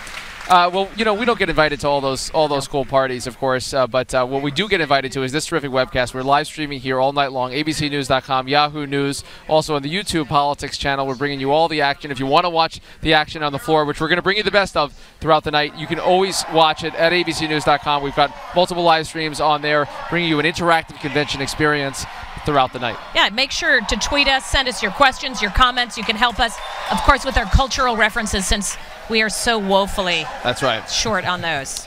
We are joined now by ABC political analyst, Washington Post columnist George Will. George, we heard some Republicans, even Alex Castellanos, in a widely circulated comment talking about last night as the night where we'll say that President Obama clinched his re-election, or the re-election began. What was your take on Bill Clinton's speech?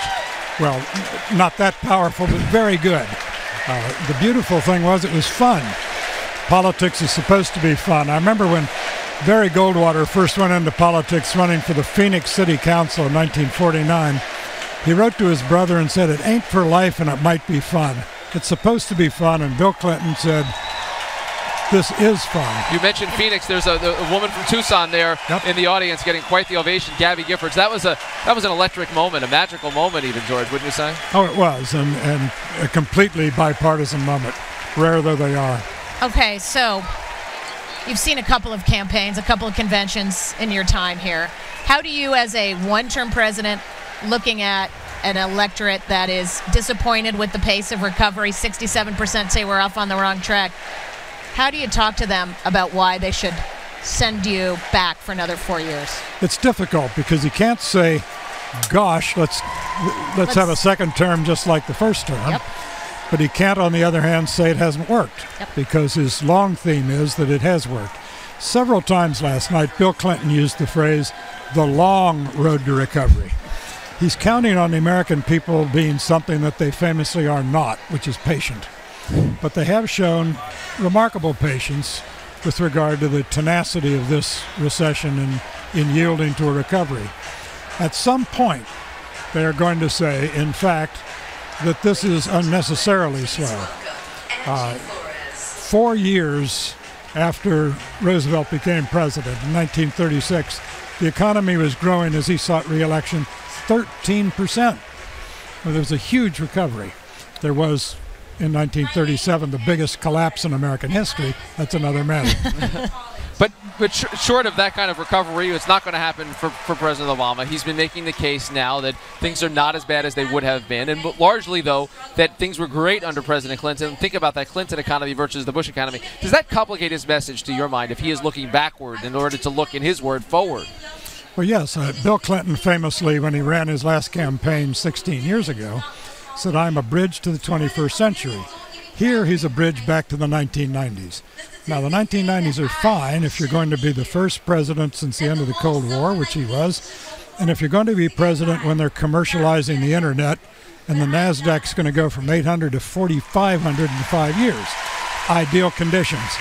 Not even Bill Clinton, I think, could take credit for either of those.